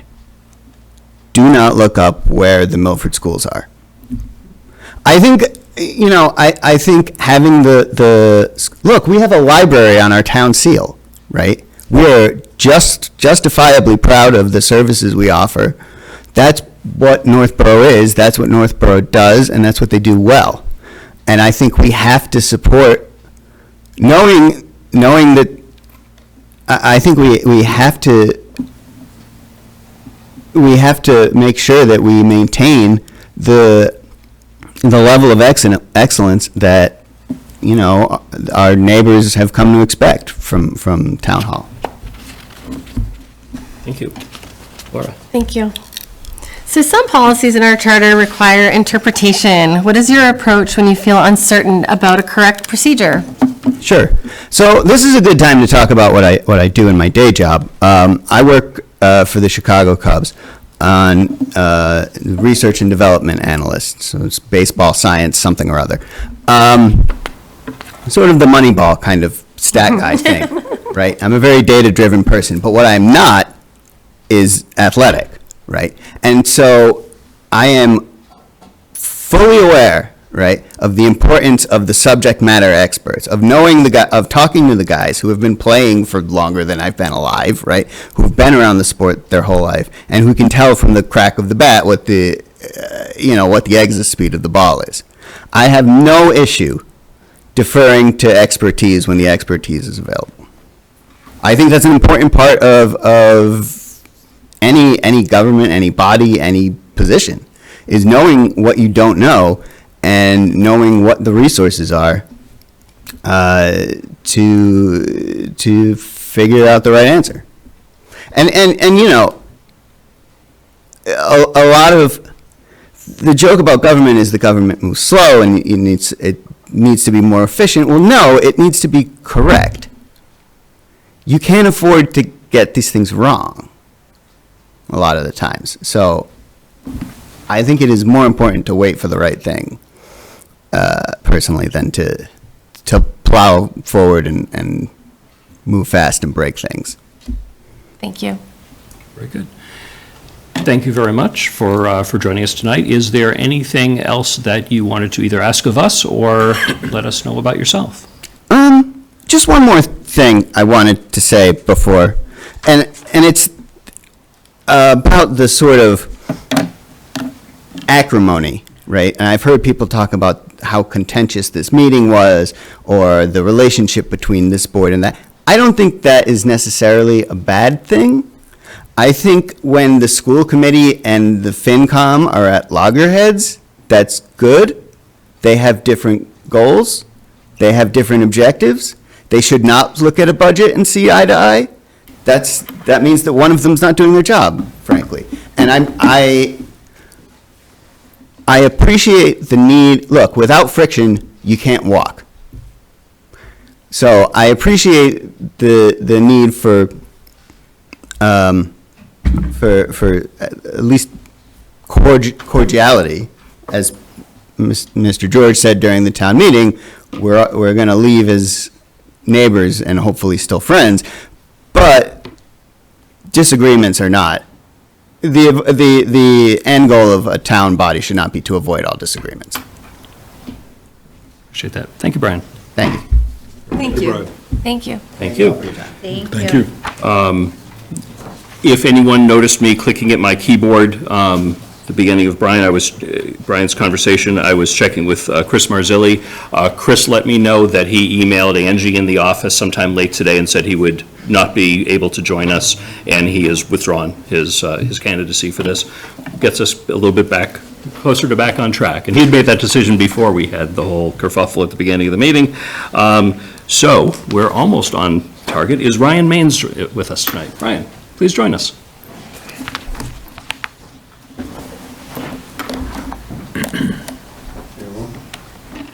Good evening. Thank you very much for joining us. I will start by asking you to introduce yourself a little bit. We've received your application documents. We're generally familiar with you. If you could tell us a little bit more about yourself, and then we'll get started. Yeah, absolutely. So Ryan Maines, I grew up in Waltham, Massachusetts. My wife and I moved here a little over 10 years ago, so been around for a bit. Definitely have noticed a fair amount of changes and growth in the town in that time. And in that time, we've really fallen in love with Northborough and all that it offers, right? Like, everyone talks about kind of the schools. That's actually what brought us here. We were kind of new in our careers. We figured, we have a little duplex over on Crestwood Drive, pretty affordable. We were like, if we really stink at our jobs, we can work something relatively simple, still afford the mortgage, and at least our kids will have a great school system to go to, and maybe they can get it right if we couldn't. So kind of brought us to the town of Northborough, and it's been great, like great sense of community, a ton of services offered here, day of wellness, tons of parks. We actually had Aspet Park today. Our 8-month-old daughter loves to swing. She gets really geeked up. It was redone recently. It's beautiful. Appreciate that. Appreciate all the green space, fields, like everything like that. Great place to be. And even like in the winter this year, with the town parking ban, someone parked on the street, and a Northborough police officer, rather than ticketing or having the car towed, actually knocked on the person's house at midnight and got them to move the car to avoid that, which I thought was, it's very different than Waltham. I don't know if any of you are familiar with it. It's a big city. There's none of those personal touches. And so that's what's really like drawing me into Northborough. Me and my wife want to put down roots here. We have the 8-month-old daughter, and we just want to keep Northborough feeling like the great community that it is. Thank you very much. Fred, I believe you've got the first question. Oh, I do, and it's a doozy, okay? I've been thinking about it all night long. So. Ryan, thank you first and foremost for applying and taking the time to come and talk with us. Really, hopefully, we are giving you information just as you're giving us information. I've asked the same question, so I will with you as well, and you probably know what it is, but I'll say it. And that is, share with us a little bit about your level of involvement at the municipal level, as well as 1 or 2 success stories that you've experienced in that area. So honestly, at the municipal level, I have not been very involved throughout my life. This is something that, just through online groups that my wife's a part of, there's like a Northborough residents Facebook page, stuff like that. Started getting a little curious, listened to the last town meeting. Obviously, the budget stuff is a pretty big concern, right? Like, people are nervous about Proposition 2.5, having to do the override, all that type of stuff. And I just kind of figured, with my background in finance, it would be a pretty good fit to try to make sure that we can maintain all of our services while not overburdening our residents at the same time. So, I work in healthcare. We're up against pretty much the exact same challenges all the time. It turns out insurance companies don't really like to share their money. I would have seen that one coming. The nerve. I know, right? Ridiculous. But yeah, so like a lot of the challenges that, municipalities deal with, we deal with in healthcare. So I think it's a pretty good fit. So I don't have any specific success stories in municipal government, but in terms of like working in healthcare, we have been able to maintain our budget, increase our bottom line, and help provide services. The hospital that I work at is the largest disproportionate share hospital in Massachusetts, and through that, we have a very heavy Medicaid population, pays particularly not very well. And so through that, we need to be very cost conscious and figure out creative ways to get things done. And so we've done a really good job of that, like working with manufacturers to get free drug where it's appropriate, grants, donations, looking at data to make decisions. So, for instance, in our pharmacies, we look at when scripts are dispensed, right? And it turns out that we were open certain hours. It didn't really make any sense. Like, we're going to have like 2 scripts dispensed at like 8 o'clock at night. And so it's like, well, we'll just shorten our hours and offer mail order. And that will alleviate that pressure, allow us to close down, save on some of those variable costs, and allow us to continue to provide our patients with excellent service while not, killing our budget. So. Good, thank you. Mike? All right. Yeah, Ryan, again, thank you for coming in tonight. So again, my question, same as before, sort of what brings you to the ballot tonight as opposed to tomorrow? And then what are your thoughts on, if appointed, running for re-election in 1 year? Yeah, so what brings me here tonight is I was actually thinking about seeking election in the upcoming, against you, Mitch. But decided against it. 8-month-old daughter. She was cutting some teeth at the time. And, going back to Brian's point, I am relatively new to the town, been here 10 years. 8-month-old daughter, so not really out as much as other people doing school activities, sports, and all that type of stuff. So little new, didn't really have a network yet. It was something that I've always thought about getting in. And then just seeing the pressures of the financial aspect of, that Northborough is dealing with in my background, I just figured it was a good fit. And then in terms of seeking re-election, after the year, I think the people will really let me know if they think that's a good idea or not, right? Like, if it seems like people are very open to voicing their opinions. If I feel that the feedback I'm getting is mostly negative, I think I would steer clear. If it's positive, things are going well, we're keeping our budget in order and stuff like that, it's absolutely something I'd like to continue doing. Me and my wife want to be here the long haul, and I want to do everything I can to help the town. It's a great place to be, and I hope that I can help maintain that, so. Thank you, Ryan. Thank you. Julianne? Okay, so I'm going to personalize your question a little bit. So my question is the 2-part. What do you see as the main challenges facing Northborough? And if you could, when you answer that question, you wrote in your cover letter that you wanted to support thoughtful and sustainable growth. So if you could, comment a little more about that. And then I think you've already talked about the strengths to capitalize on, but if there's anything else you want to say. No, absolutely. And so in terms of like the thoughtful and sustainable growth part, once again, going back to my childhood in Waltham, there were a lot of things I kind of disagreed with. Waltham used to have much more of a town feel, and it's grown into a full-on city as a result of what I consider not thoughtful growth. Like, you go into a neighborhood, a 2-family house, they tear it down, they turn it sideways, put 4 duplexes next to each other, and they just keep doing that repeatedly over and over again, finishing the basement to the attic, maximizing square feet. And it really creates a situation where it just loses its character, right? And like, you start pushing in too many people. In terms of businesses, like, they do give you a good tax base, and that's great. And Waltham has a great tax base, and they provide like a fair amount of services in terms of like trash pickup and all that type of stuff. But it just has gotten so congested and so different than the city that I grew up in. One of those things that hammered it home for me was I was, in college, I was living with my parents in Waltham, and it took me over 25 minutes to go 2 miles from where my parents lived to Waltham High School, because I was, volunteering to coach with my old high school football coach at a camp for the current high school kids.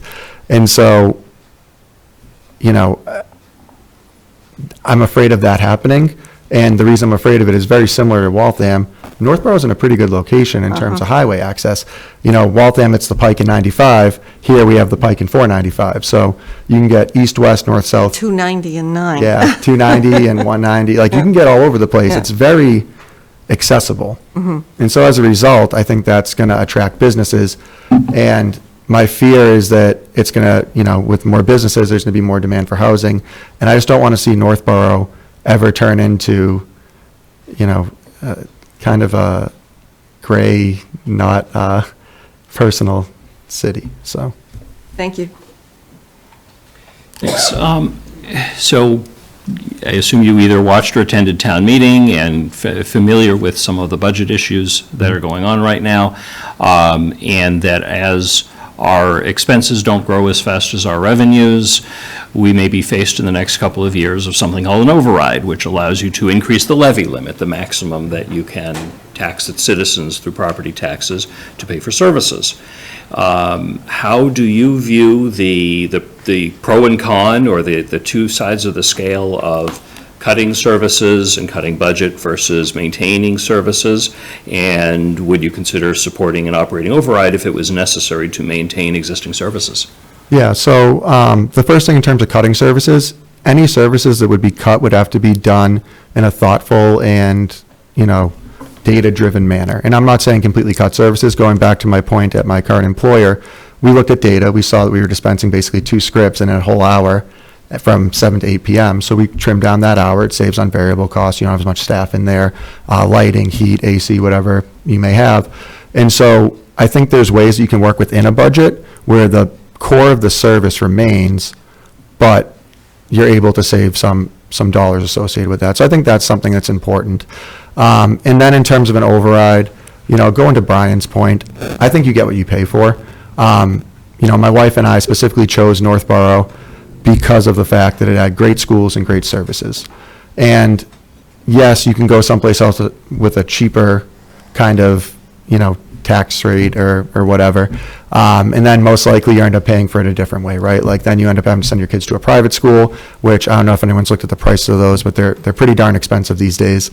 My nephew's actually going to be a freshman in college, and I think room and board and all that stuff and tuition is like $80,000 a year now. So it's important to get a good education. And so I think that you get what you pay for. So maybe if there is an override, I think it makes sense. And then also going to Jeff's point, I think there are opportunities for us, and we just need to make sure that we do them in a tasteful way to increase our revenue.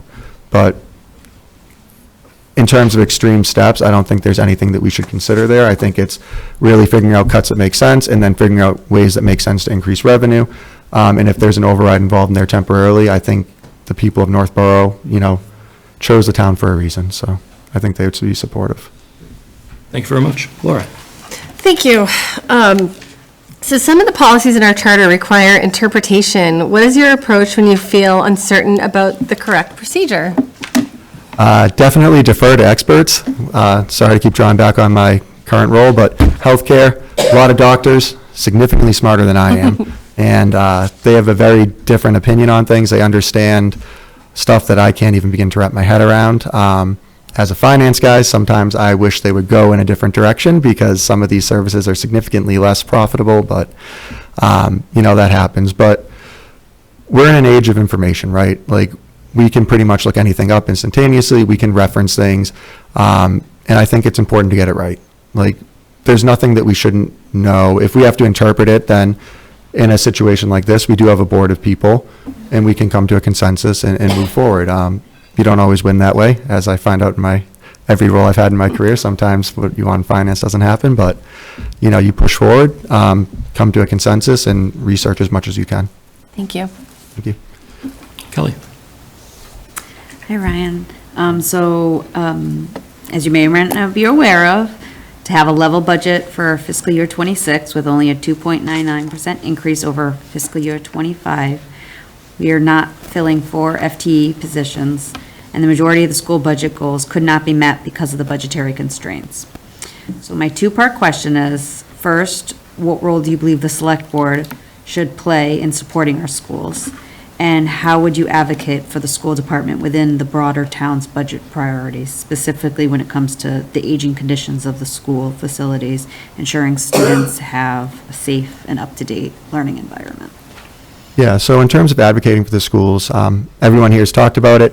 Very important part of the community. So I think it's extremely important to make sure that the schools are funded. A 2.99% increase, that doesn't keep up with inflation, especially now.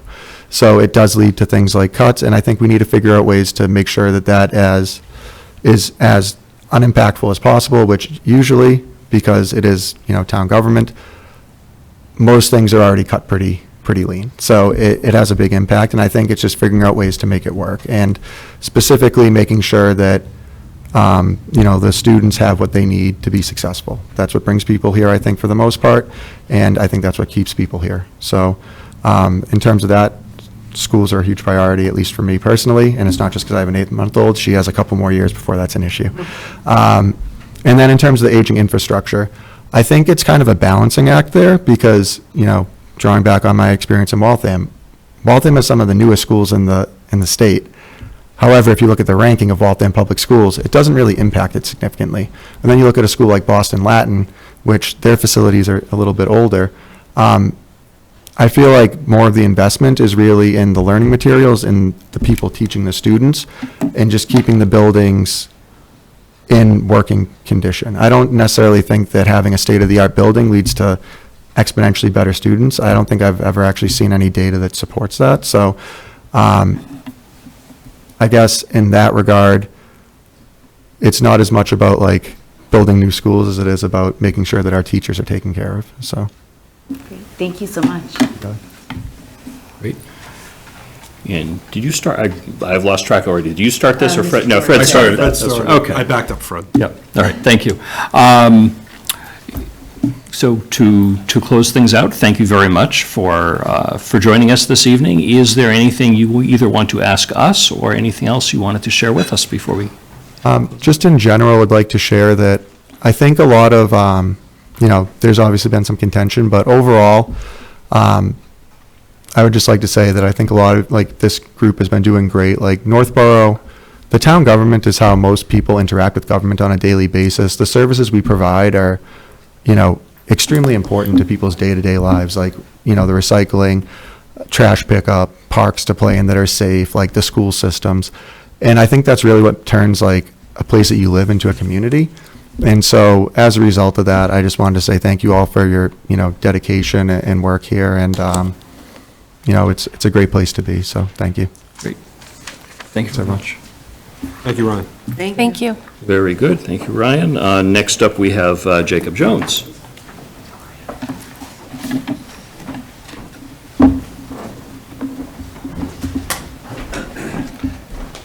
Jacob, good evening.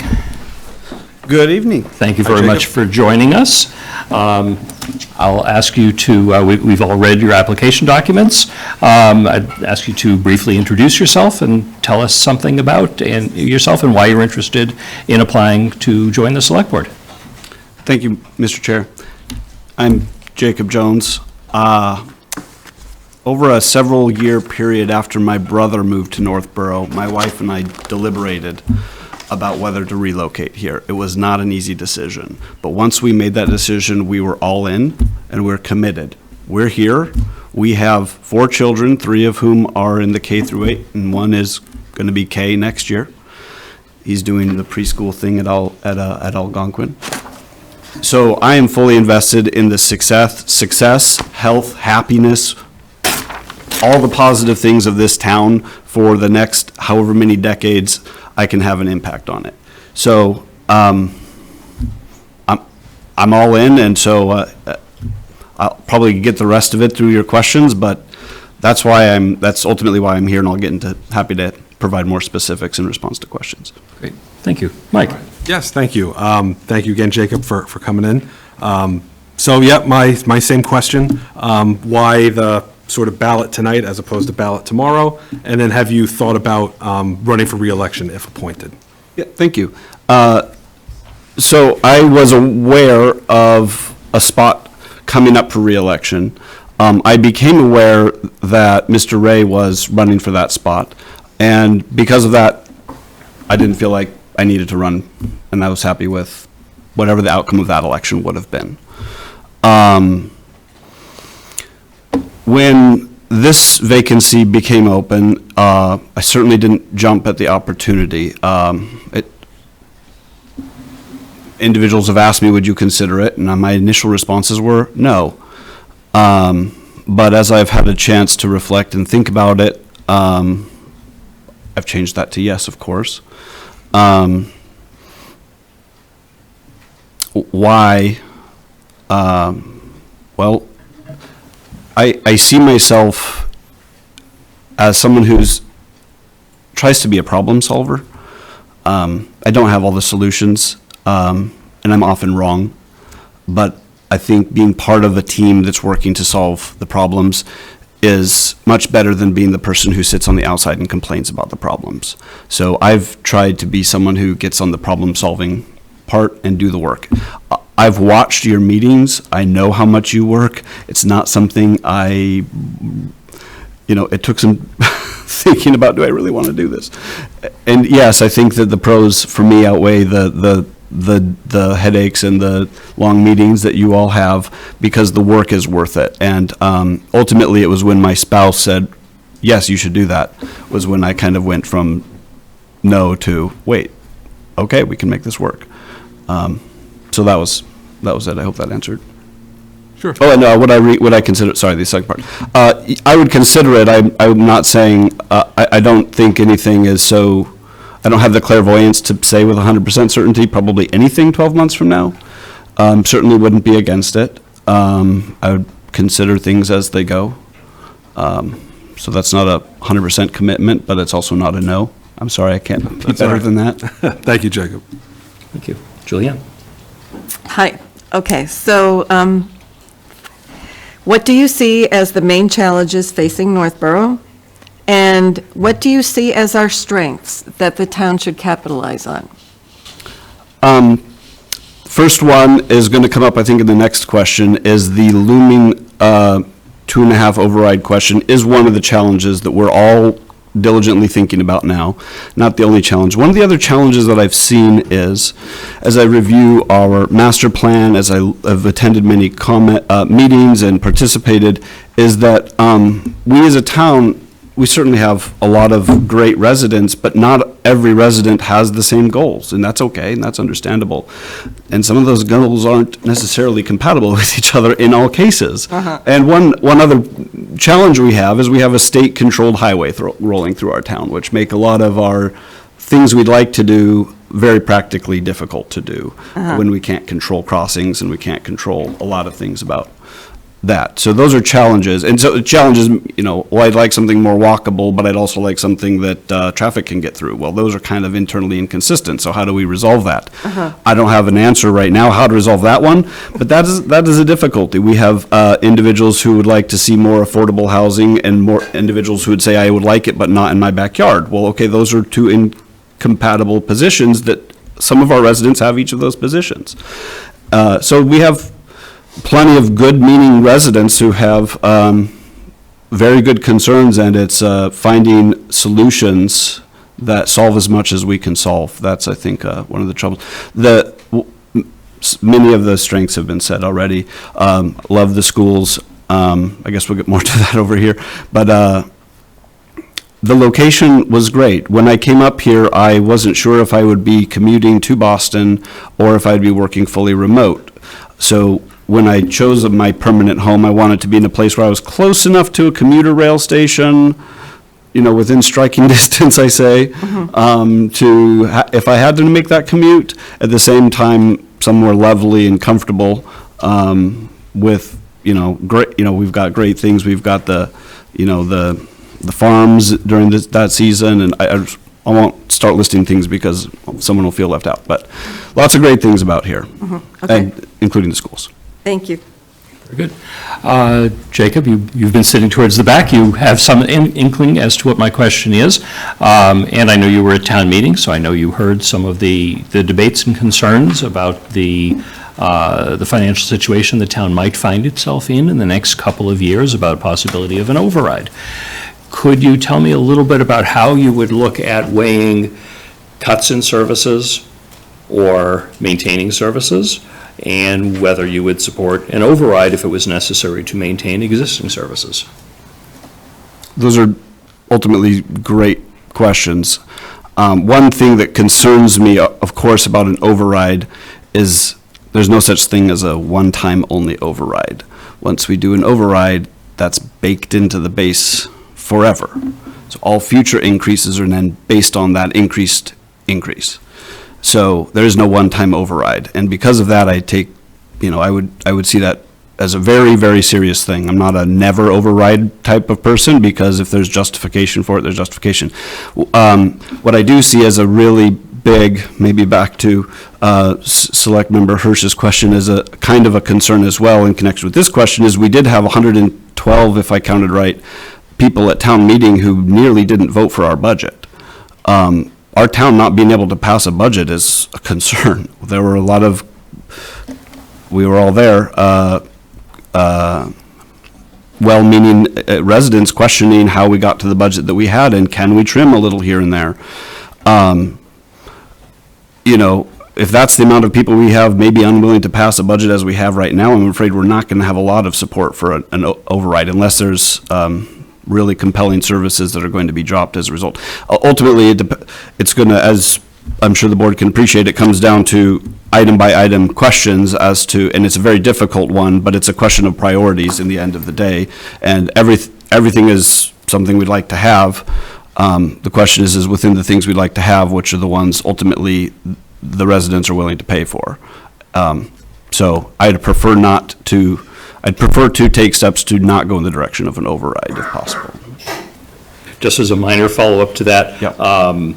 There is a way of backing out of an override called an underride. Doesn't happen too often. Hopkinton did it a few years ago. I think there have been a couple other cases where it's happened. If your revenue catches up to where it needs to be, then that's the time where you can back out of that. Thank you, and I learn new things every day, and I appreciate learning that. That sounds like, if feasible, would also be a good thing to consider, and I don't think we're anywhere near that either, but Thank you. I'm all about being responsible for our taxpayers, being a taxpayer, raising a family, thinking about how is my family going to afford to live here with the taxes that are here.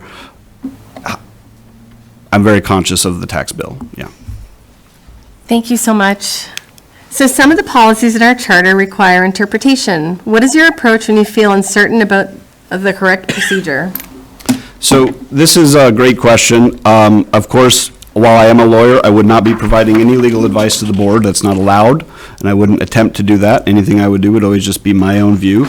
But my own view usually starts with reading the words in the policy, or if I can't find the policy that has the words I need to read. Read it, read the context of it, read anything else about the context of it that I might be missing, ask smart people what I might be missing. I do have the ability to look for Massachusetts cases, land court cases, other court. I say that because I'm on the zoning board currently, and that sometimes comes. So I have the ability to do my own legal research just for my own knowledge and edification.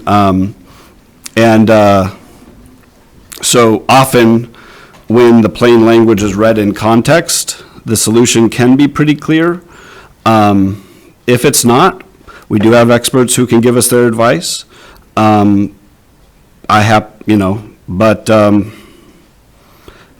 give an example. We had a zone, maybe this is maybe more responsive to Mr. George's question, but there was a situation with the zoning board where I disagreed with a position being taken by a member of the town administration, and I made that position clear that I thought we were taking the wrong direction here. And I went to the source, which was our bylaws, and I flagged some language in our bylaws, and I was able to help a resident who was pretty distressed over the situation with, by the way, the help of Administrator Bacon, who helped facilitate that solution. Thank you. So yeah, there's place, of course, for outside counsel to help us with, but I don't think outside counsel is a substitute for us using our English skills and reading language. And if we don't like the language, there's a way to change it if we need to, so. Thank you. Thank you. Kelly? Hello. As you may or may not be aware, to have a level budget, for FY '26 with an only 2.99% increase over FY '25. We were not filling 4 FTE positions, and the majority of the school committee budget goals could not be met because of these budgetary constraints. So my two-part question is, first, what role do you believe the select board should play in supporting our schools? And how would you advocate for the school department within the broader town's budget priorities, specifically when it comes to funding for the aging conditions of our school facilities, ensuring that students have a safe and up-to-date learning environment? Great question, Madam Chair, and had a feeling it was coming. As the board knows, I spoke out at town meeting in favor of us supporting our school items that were on the warrant. Maybe that wasn't necessary because people are generally in favor of them, but I was pretty shocked when I saw that 2.99% increase in this department where other departments weren't able to be that lean. And I saw that as a huge merit of trust, that I can trust the people who are coming up with that without me having to micromanage them. I know that I am not an expert in running a school district, and so I would, when I say defer, I always trust but verify, but like, if the school committee says, these are the things that we need, and this is what they are going to cost, my first position is that's all probably right, how can we get there? Now, does that mean I'm going to always be able to say, give them everything that they want, and say, we can do that? No, my kids would like me to do that. I can't do that because, we have to figure out where to spend the money. But everyone here also knows that I did speak against some items, which freed up free cash, the famous free cash, which in those cases can be used on capital expenditures, in my opinion, for helping things like crumbling stairways and other things that the schools need to stay safe, ultimately safe, functional, safe for our kids and for our teachers and other staff members. This goes back to Member Hirsch's question about the strengths. So my oldest daughter, without getting into details, has a lot of complicated medical needs. And I really appreciated, in contrast from where I'm coming from a few years ago, the amount of attention and familiarity that the relevant staff members have with my child who has those needs. And there was an incident, ended up not being that serious, but I immediately got a call from a school nurse at one of the schools. So-and-so had this happen. We're aware that this is a situation. What would you like us to do? We'll pick her up, we'll take her, we'll do the thing. And it was just very fast, very seamless, very responsive, very professional. And that's the kind of situation that, as a parent, I'm like, yes, how can we make sure to support the kind of quality services we have at our schools? So I don't know if I directly answered your question. Let's free up cash to do capital expenditures that we need to, that aren't in your operating budget, and do the best we can to support when you say we need something. How can we get there? Fred? It's my turn. Jacob, thank you for applying for this opportunity, and thank you for taking the time tonight and sharing some information about yourself and hopefully learning something about the actions of this board and what it's all about. You've heard my question before, but I will say it one more time as far as what's going on.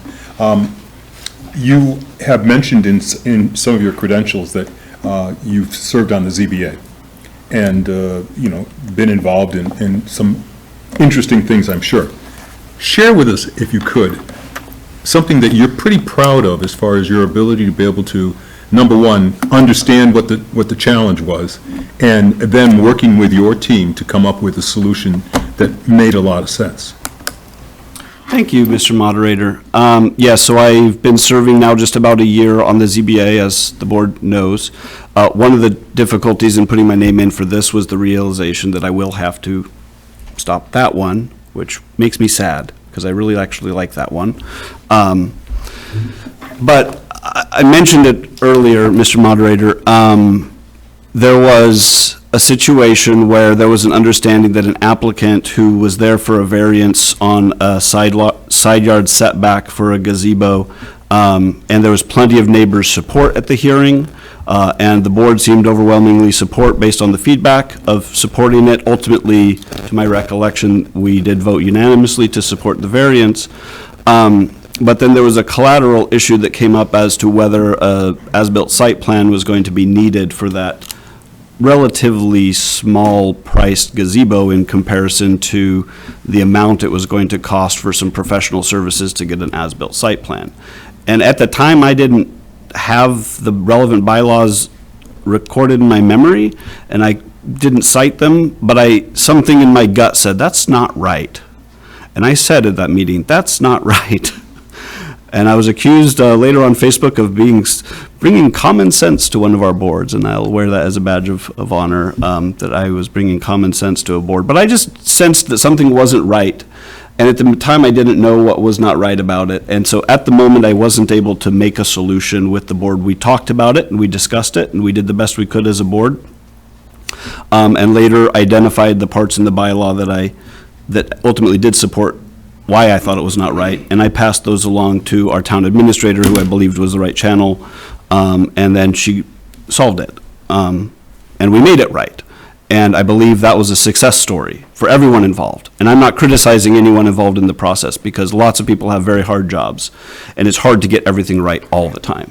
And I'm always happy to be corrected, and I think we all we all learn new things all the time. So there are a couple, one or two other times, I can't get into the details because they happen in executive session.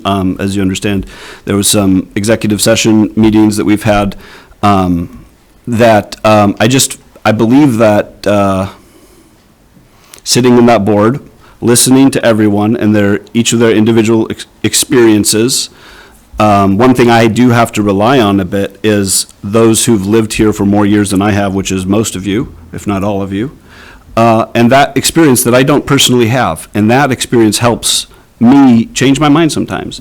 And in some of those sessions, hearing those experiences, I went into the meeting thinking that I would have one position, and then being convinced by my colleagues on that board of taking a different thought about it. Sorry, I can't get into details, but that's fine. They've changed my mind, which I think is how it should be. Good, thank you. And I'm happy to answer anything else. Great. Thank you very much for joining us. Before you leave the desk, would you like to ask us any questions, or is there anything else additional you would like to share with us? I've watched a lot of your meetings. I've commented on some of them. I know it's not the most glorious thing you all do, and it's very unappreciated and certainly not paid well. So thank you. Whatever the outcome of this is, I appreciate everyone sitting here. Thank you. Thank you for joining us, Jacob. Good. Next up, we have Tim Kalin. Tim, I see you hiding out in the hallway. Please join us. How you doing, Mitch? Excellent. Thanks for having me. Thank you very much. What we'll do, I don't know exactly when you walked in or started to observe, is I will ask you to introduce yourself, et cetera, et cetera, et cetera, and then we will make one loop around asking questions, and for you, Julianne, will be going first. We are, I think, all familiar with you, as I know you've served on this board before, and we've read your application documents, and could you tell us a little bit about yourself and anything that might not be obvious to that, and of course, why you're interested in this case, rejoining the Select Board? Sure. Like you said, I've been involved in local government here in Northborough since 2016, 2017, maybe. And it's been great. I think the best part of that has been establishing healthy professional relationships with all the department heads. I've had a chance to work with all of them, not only on the Select Board, but also on the Appropriations Committee, and now have a very detailed understanding of their budgetary process. It's also been great to work with some of you. Laura actually helped me on my first couple of campaigns when I first ran. Julianne and I got elected together the first year, And you and I worked together when I was on the Diversity, Equity, and Inclusion Committee to help get a few of those much-needed changes implemented in town. Yeah, so the reason why I applied is the town is facing some very serious financial decisions over the next 2 to 3 years. And I just thought it was important that somebody with some experience, not only on this board, but also understanding the finances of the community and having working relationships with all the department heads, would add value. Thank you. Julianne? So I think you've already answered one of my questions. My two questions are, what do you see as the main challenges facing Northborough? And secondly, what do you see as our strength that Northborough should capitalize on? So you've already identified that our we're going to have to be making some serious financial decisions, but are there any other challenges that you see in the future? And then speak to our strengths, please. Well, like I said in my letter, I truly believe that the 3 pillars of this community are education, safety, and affordability. And how those 3 things interact with each other is very important. And much like Kelly has mentioned, the school not getting 4 full-time employees is something that the town has to deal with. It's not something that I agree with, but it is a choice that the town has made. And I think choices like that are part of the difficult financial decisions that this town needs to make. Okay. I'm sorry, what was the second part? I think you addressed it. So you see as the strength of Northborough that we should capitalize on are the education, safety, and affordability. Correct. Okay. All right. Thank you. You're welcome. Thanks. Tim, I know you are familiar with the budget process, and certainly you were at town meeting and heard some of the angst, if you will, of taxes versus services. How would you weigh potential cuts in services to maintain tax rate versus maintenance or growth of services? And if it is necessary, as it may be, to consider an override sometime in the next couple of years, would you consider supporting an override to maintain our existing level of services? Well, I think one of the challenges, and I've talked with Jason Little, our finance director, about this. I think one of the biggest challenges with the budgetary process is at town meeting, residents are presented with a take it or leave it budget. You either vote on this and accept it, or you reject it. And the tough part with that process is much like at town meeting when somebody went up and suggested a 15% cut to the budget. You know, everybody realizes that's probably a little bit too steep. I don't think residents fully understand what sort of impact that would have. I think people see that they'll get a 15% discount, but they don't, 15% reduction in their taxes, but they don't understand what they're going to lose when those funds are removed from the budget. So I think having the residents having a better understanding of, if we reduce the budget by these amounts, these are the things that you're going to lose, so that they understand, all right, I'm going to save $1,000 a year on my taxes. However, I'm going to lose 4 full-time employees, teachers at the high school or in the school system. There's 8 new firefighters. Maybe we can't afford those anymore. Maybe there needs to be cuts at the police station.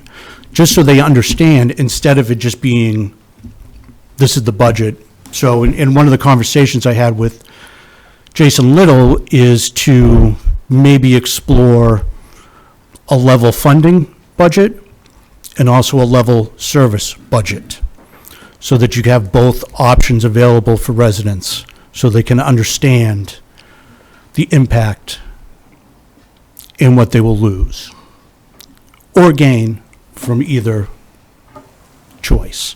And as far as an override goes, I think every step should be taken to avoid an override. It may be necessary, but that's really, up to town meeting whether they want to pursue or institute an override or not. Thank you. Laura? Thank you. When you decided not to run for re-election, you had said that it was because of threats for your family, and I don't know what that stemmed from. Are you concerned about that happening again? It is a concern. It's always a concern. I think my children are a little bit older, so they're in a much better place to understand that there is some negativity that comes along with serving your community. I try to instill in them that when you believe things are fair, you need to stand up for the things you believe are fair. And they can now understand that, and they have a better grasp of that when people do say things about me that are incredibly untrue, that they know who I am, and that those things are very much untrue. And those people who say those things it's much more a reflection of who those people are than who I am. Thank you. Kelly?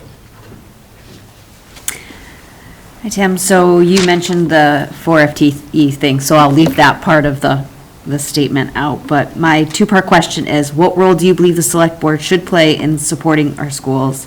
And how would you advocate for the school department within the broader town's budget priorities, specifically when it comes to funding for the aging conditions of our school facilities to ensure that students have a safe and up-to-date learning environment? I have two boys. They're 12, and my youngest will be 10 in July. And they both went to Lincoln Street. Lincoln Street is the newest school in town. And I am so jealous of the experience that they've had as children at that school. I grew up in Northborough. I went to Proctor. Me too. It was at Lincoln Street, but what a gorgeous facility, and being in that environment improves their education because everything in there inspires education. So I think, as you've heard everybody mention that's come up here, how many people moved to this community because of the education?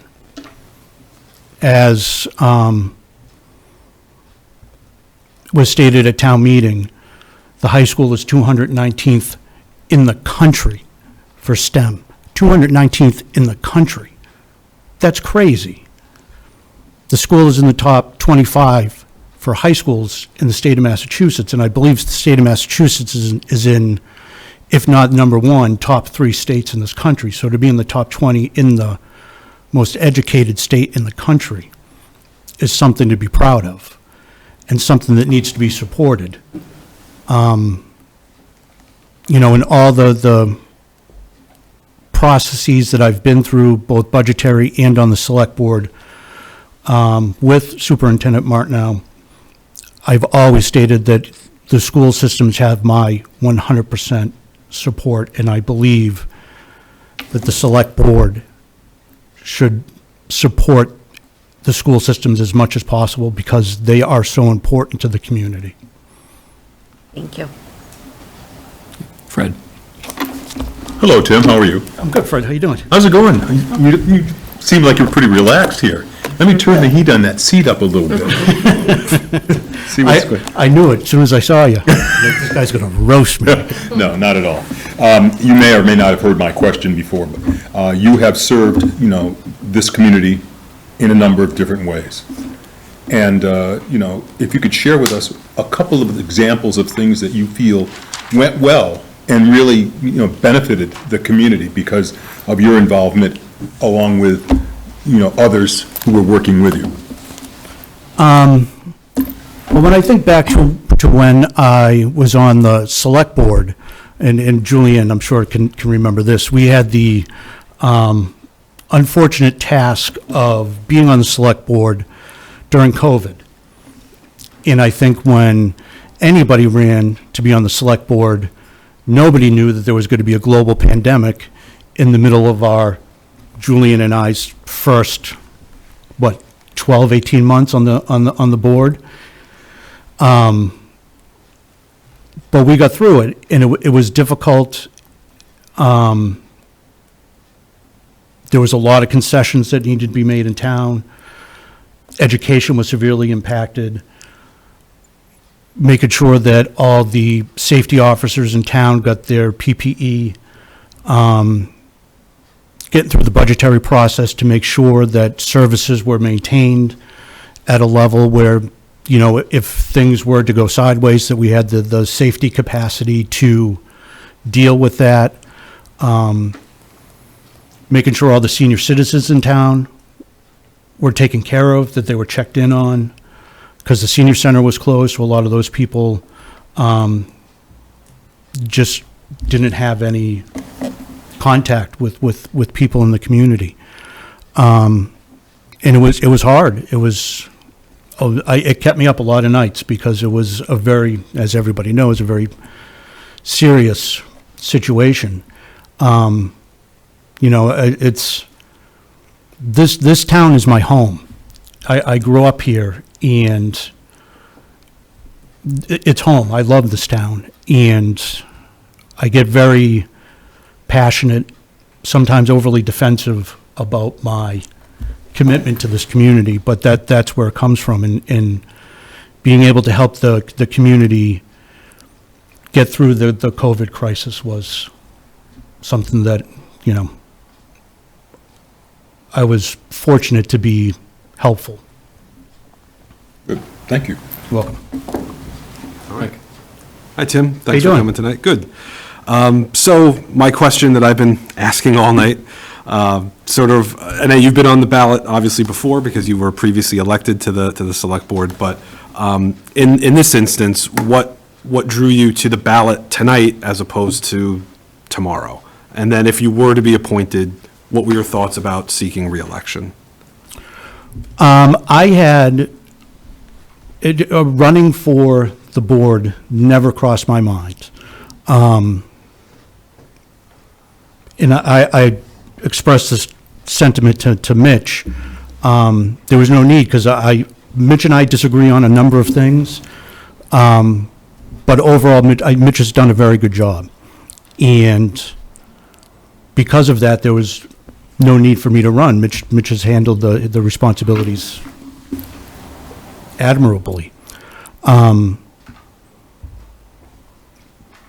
But once, Mitch let it be known that he wasn't going to be running, then I had some time to think about it. And then after town meeting, with a lot of the discussions about the financial concerns, I just thought I could add value to the select board because of my experience in the community and, like I said, working with department heads and understanding the budgetary process. And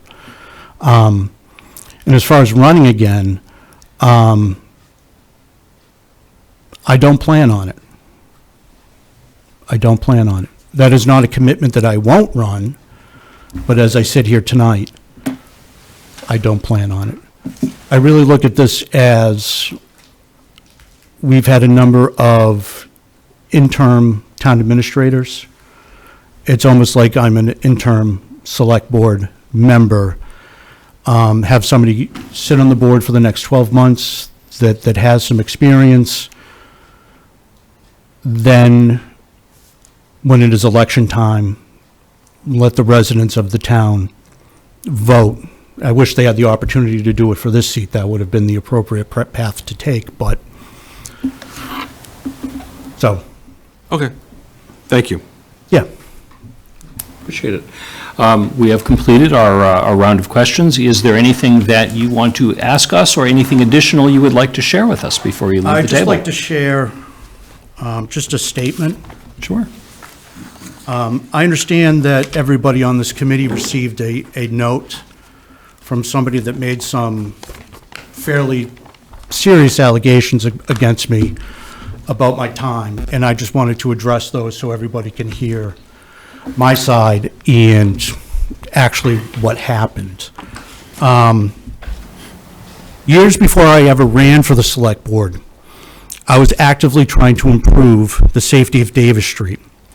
In fact, I've requested a 2014 email from then Select Board member Leslie Rutan that confirms I was already engaged with the town about this issue. I'll share that communication once it's available. I just made that request today. I haven't heard back. Over the years, I explored several options. I asked for speed bumps and told they weren't feasible due to plowing issues. I proposed closing the end of Davis Street near Southwest Cutoff to create a dead end. I was told it was too expensive. I requested stop signs at Wiles Farm Road in Davis, but was informed that was an illegal use of stop signs.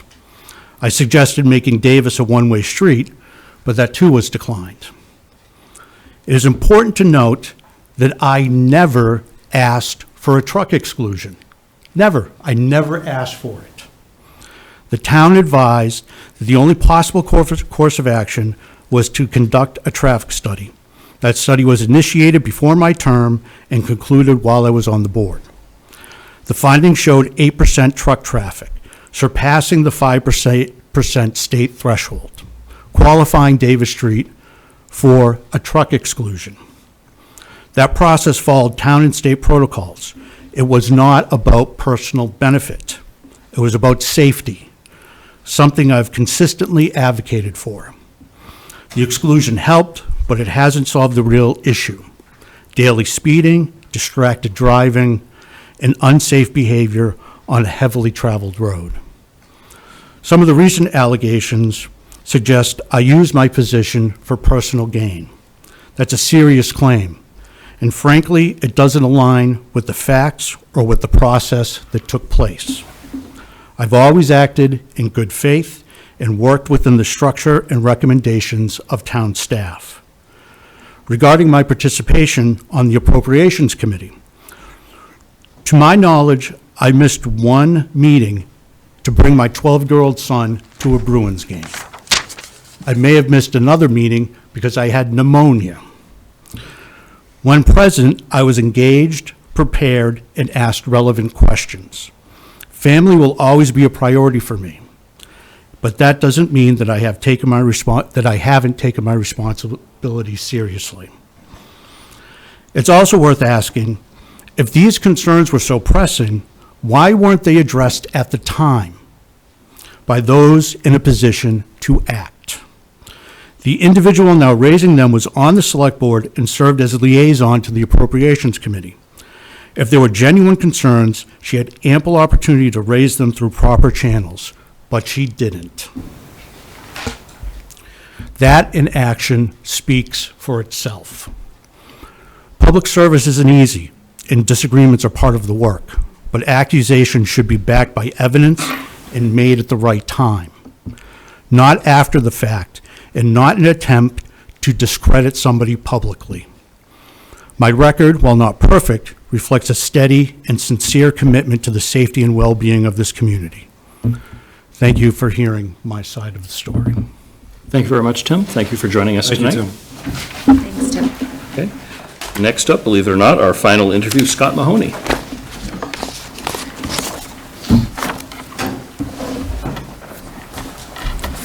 Scott, thank you for joining us. I think you've been back there for a little bit, so you've probably seen at least a couple of the interviews so far.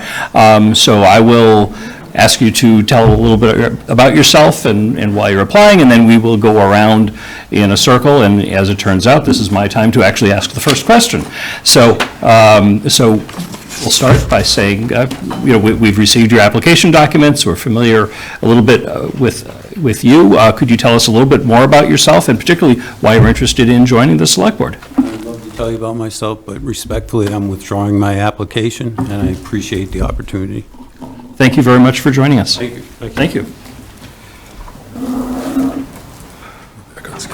Well, I'm glad we had 8, because now we have 5. We got there. All right. Does anyone want to take a 5-minute break? Can I just say one thing, Mr. Chairman? Just one quick statement, then we can take a break. I think the gentlemen who all got up here and answered a lot of tough questions deserve a lot of credit.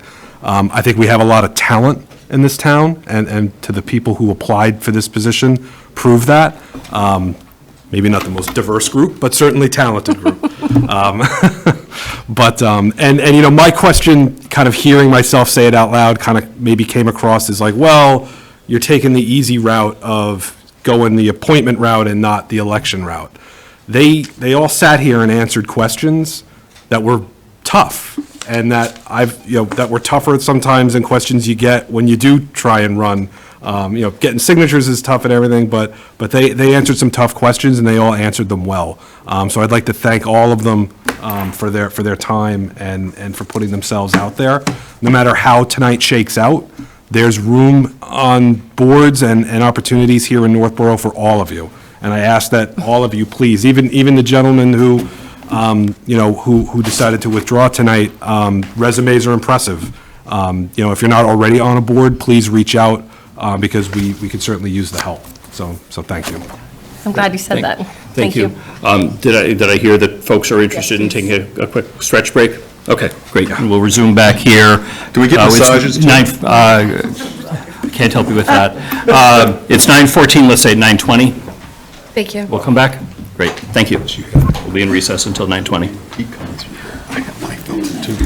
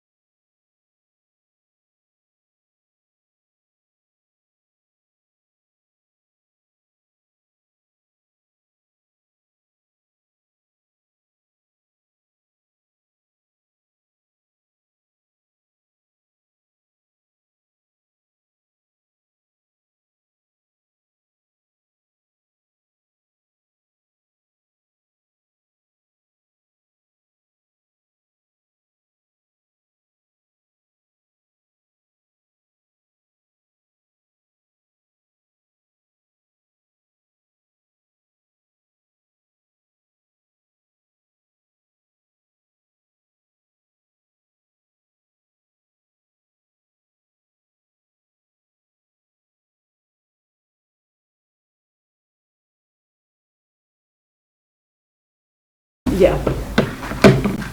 I'll let the audience know who's out there that we're ready to restart. If you guys want to come back in, we're starting up again. It's up to you. All right. It being 9:23 and we have everyone back, we'll call ourselves back to order. So I will repeat what Mike said before we took our break. I want to thank everybody for joining us, for putting their names in. It's a great diverse in some ways, non-diverse in others set of candidates. As far as experience goes, it runs the gamut. As far as some other things, maybe not, but that's where we are. What I'd like to do now is see where we are. It is very possible that there may be a majority of us that from the get-go is ready to move forward with a particular candidate, in which case we can cut this short. If not, we'll have some discussion and hopefully get this sorted out, but I'm confident we'll be able to make a decision tonight. We could go around in a circle and each say sort of our favorites, or we could, what I have seen done a few times before, is write a name on the back of a piece of paper. It's not a vote, and then we just show our pieces of paper and have a discussion. And as I said, if we're close or at a majority at that point, there's a motion and we get it done. Does anyone have any suggestions or preference as to? I think we owe it to the applicants to discuss the reasons for our decisions. Sure. So rather than holding up a piece of paper, I think. Do we want to just each take turns saying who your preference is or something like that? I don't have a preference yet, so don't start with me. Okay. Does anyone have a preference that would like to start? One. Oh, go ahead. Sure, Kelly. So, at this point, I would Yeah. very much like your input into this process, yes. Okay, so one thing that I've done in previous boards and stuff is you kind of like say a candidate and it's kind of like, ups and downs, like, do you agree, disagree? Do you want to continue to talk about this person or not? And things like that, and it kind of like helps. Sure. Which, another thing is too, is to say, what we've done is we list a person's name and you say all the positive things, and then you say the things that are a little unsure about, and then at the end of that, then you kind of weigh in on, do you want to move this person to continue talking about them, or do you want to say thank you? So it's kind of like, because there are some things that I might have picked up on that somebody else didn't pick up on. And so, but that's just a few different committee styles that I've worked in. So what we could do is I could Versus just. Yeah, I could say a name and people could just raise their hand and say, I want to continue to talk about a candidate. And if we don't get any hands up, that doesn't mean that there's anything wrong with that candidate. It just means we're not going to spend time. My worry is that if all six of us spent time talking about all five interviewed candidates, we might be here for an exceptional period of time without justification in doing that. One additional question. Yeah. Do we want to have, I see a hand raised, do we want to have any level of public comment before we discuss, or just save it for after? Generally, what we do is we have our discussion, Right. but before a vote, if there's any public comment that is something relative that we need to speak about before that, then that's when I would recognize Okay. the public comment. Fair enough. Although, thinking about it, when we did our town administrator appointments, we did not take public comment for that. So I'll kind of leave that to the joint board, if you will, at that point. But we need to have our discussion first. Okay.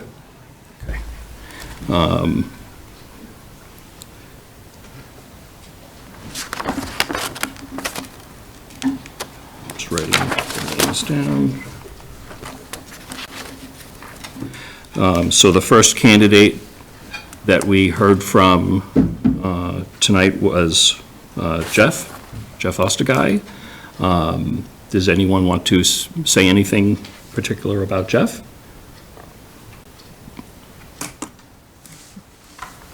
It was so long ago.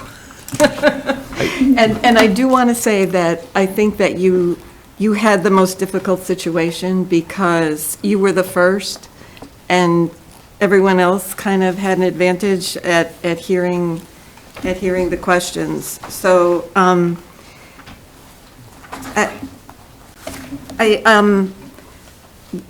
this has always been a pet project for me, but I think your comment about increasing communication is something that we can never stop working towards. And I saw that as a real strength. And also, you know, and a lot of the candidates had this, they love the small town feel, but, you know, how are we going to keep that? But growth is inevitable. So the other thing that I really liked about what Jeff said is that aesthetics matter. And, you know, it's something that we have to help people realize that, you know, making your town look nicer shows a certain pride and may want people to stop here. So Jeff had a lot of positives for me. Yeah, I will add that I found Jeff incredibly positive and optimistic, even ignoring the conversations that took place prior, which I found very uplifting. And I think having someone on the board with that kind of optimistic attitude is a good thing. You know, you have a lot of experience in Northborough, not a lot of experience with the government of Northborough. There are pros and cons to that. But I really liked Jeff's response to my question about budget, in particular override. I think it is sometimes lost upon a lot of people that a lot of folks move here for services. And the idea of, you know, of cutting services just to meet a state arbitrary, you know, levy limit is, I think, something that needs to be looked at, you know, very, very seriously. People expect the services, and I think having at least an open mind for that makes a lot of sense. So I really like Jeff. Kelly? I appreciated his statements. He's a communicator by trade and an interested observer. And I'd say he's even more than an observer for taking the chance to be coming here tonight. So I appreciate you coming in for it tonight. I agree the lack of specific understanding of the select board member isn't great, but he's willing to learn and he's willing to sit at the table, and I think that's commendable. Fred? I thought Jeff overall presented very well, appeared to be very comfortable in his presentation, and really talked about a lot of meaningful things that he's observed in town and town activities that he's aware of. And, you know, he talked about the level of trust and the ability to communicate, those sorts of things. And I thought those were really good. The weak spot that I saw was, you know, the lack of being involved in government, the local government in any way, shape, or form. And I, for one, believe that that's important to understand, you know, the lay of the land, so that you know, you're not caught off guard.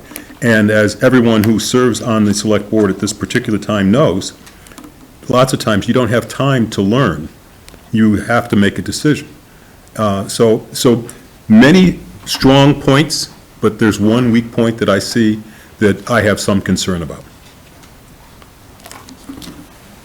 Anybody else want to say anything about Jeff? Do we want to continue around and speak about the other folks first, and then go back? Now that we just beat up poor Jeff. Oh, okay. Very good. All right, next in the interview order was Brian Cole.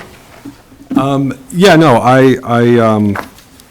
what I like about, and I'll kind of maybe try to sum it up, what I was kind of looking for going into this interview, right, it's a one-year appointment.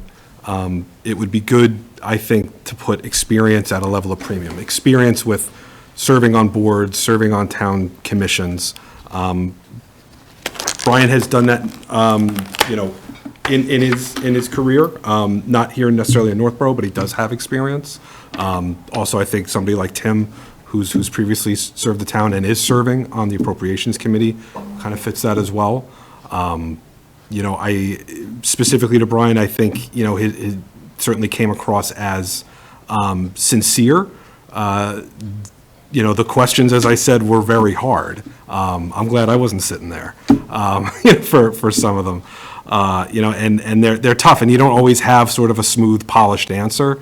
And I think that's sometimes maybe more what you're looking for. You want somebody who's going to really sit and digest it and try and come with the best answer just based on the facts, right? The old Joe Friday, just the facts type of thing.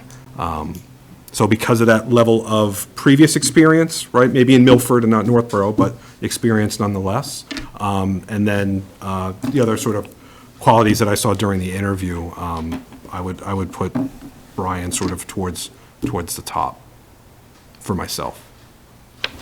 Thank you. Any other comments on Brian? I really liked his suggestion for an election working group and his strategies to increase voting in schools. Regardless of how this goes, I'd love to see that put into action if he would also consider those efforts here. I appreciate his desire to protect our services. I am concerned because it is a big time commitment, and he did comment that he was unsure if that would be feasible. Our meetings are long. And so that's just my feedback, in addition to what has already been shared. I'll echo some of the comments that have already been made about Brian. I think I met Brian just once before this.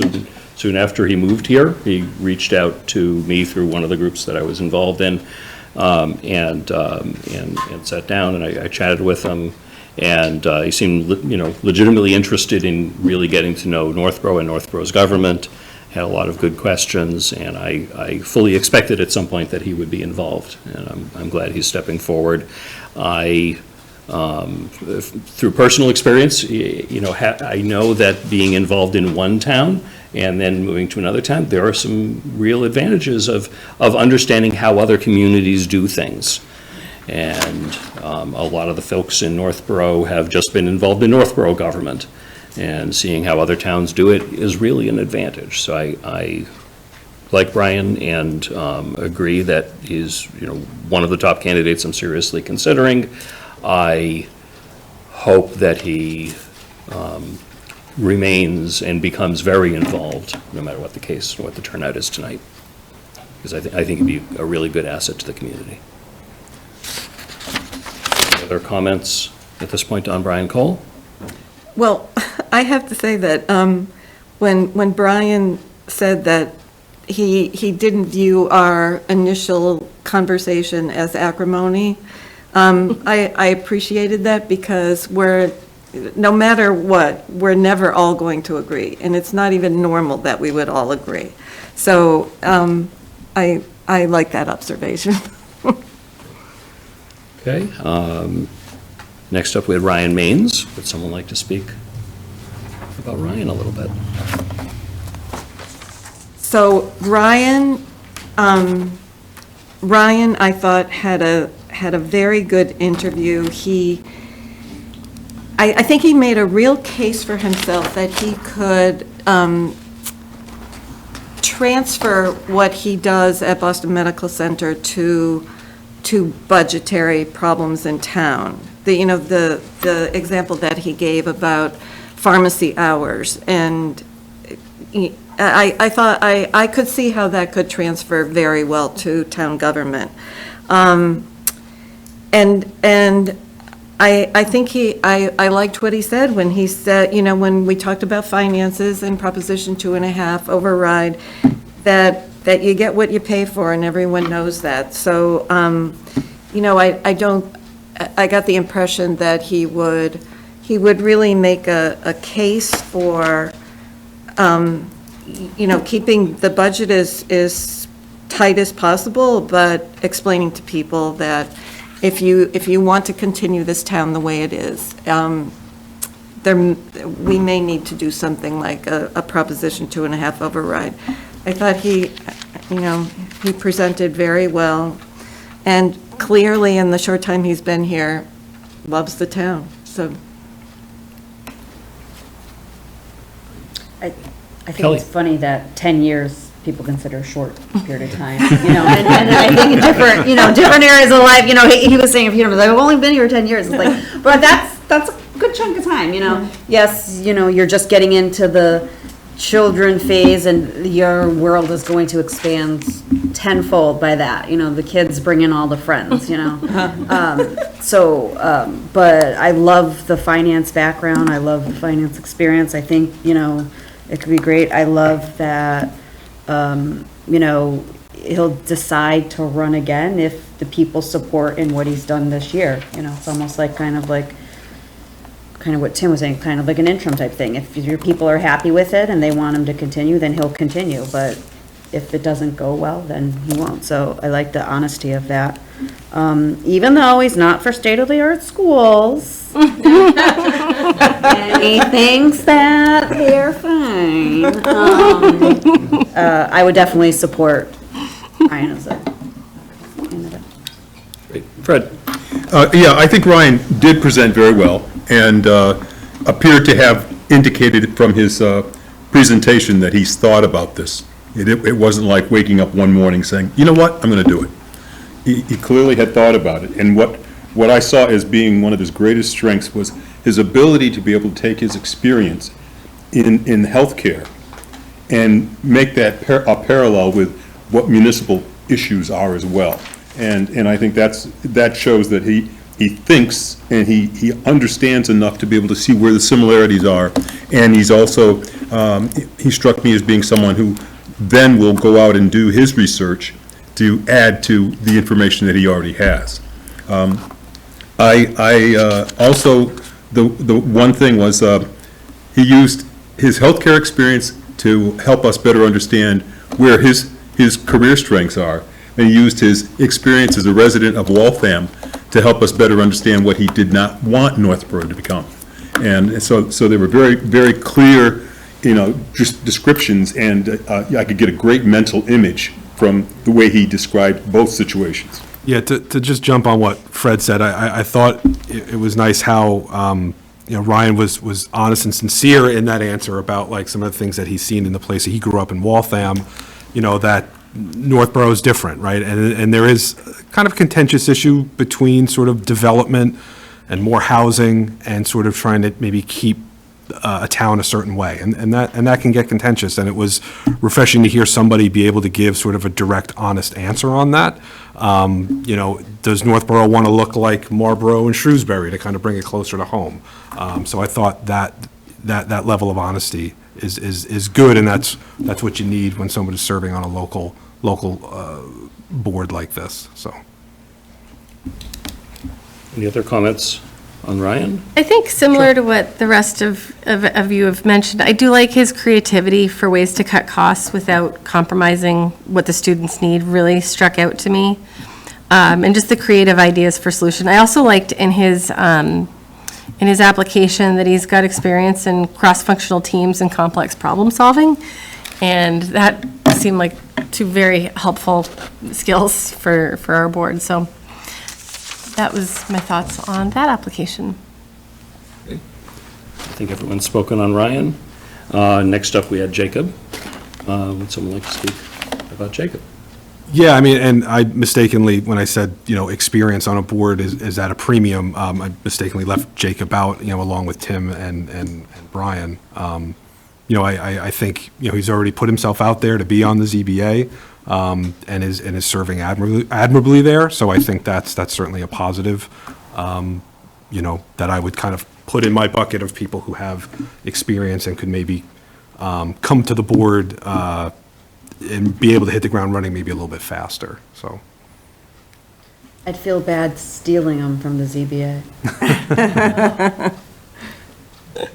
Well, one thing I really appreciated what Jacob said is that residents have incompatible incompatible needs and requests. And, you know, we talk about schools, but no one really mentions seniors who, you know, some are struggling to stay in town.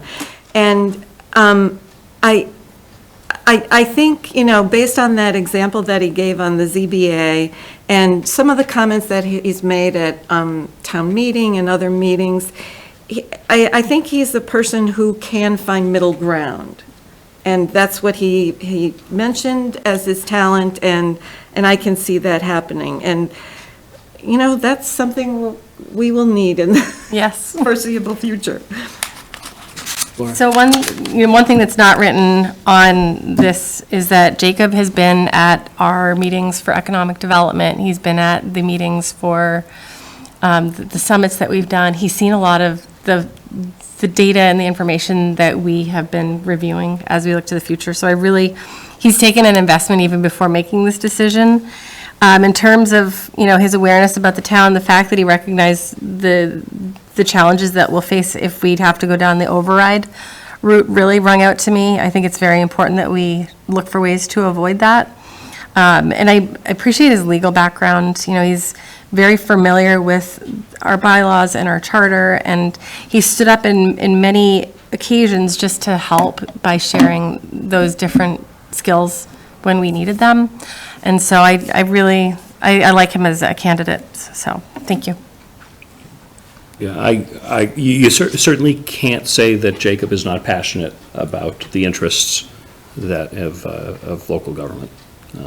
New to Northborough, new to Massachusetts, but has certainly expressed a lot of interest and voicing a lot of opinions about the process, and I appreciate that. Does anyone else want to speak about Jacob? Okay, moving along. Tim. Someone like to speak about Tim? I liked his approach of seeing this as an interim year, kind of the idea of like, let the people speak at the election time. You know, who wants to run and take office and serve for a year. With his experience and his background, he is able to, as you said that you wanted, somebody that you could hit the ground running with for the first select board meeting. He's got the background, he's got the experience, he knows the town, he knows the people, so I think it would be a seamless transition to have that experience. Well, as they say in the street, Tim Kalin is the OG, and you know, he's had the experience. He's been brave enough during his service to stand out on the front line and take those hits from time to time. And we all know that those hits certainly are out there waiting to come at you. And I think that's important. It's unnerving for someone who hasn't had the situation where, you know, your fellow citizens are telling you how bad you are. And, you know, because you did this or you did that, or you didn't do this and you didn't do that.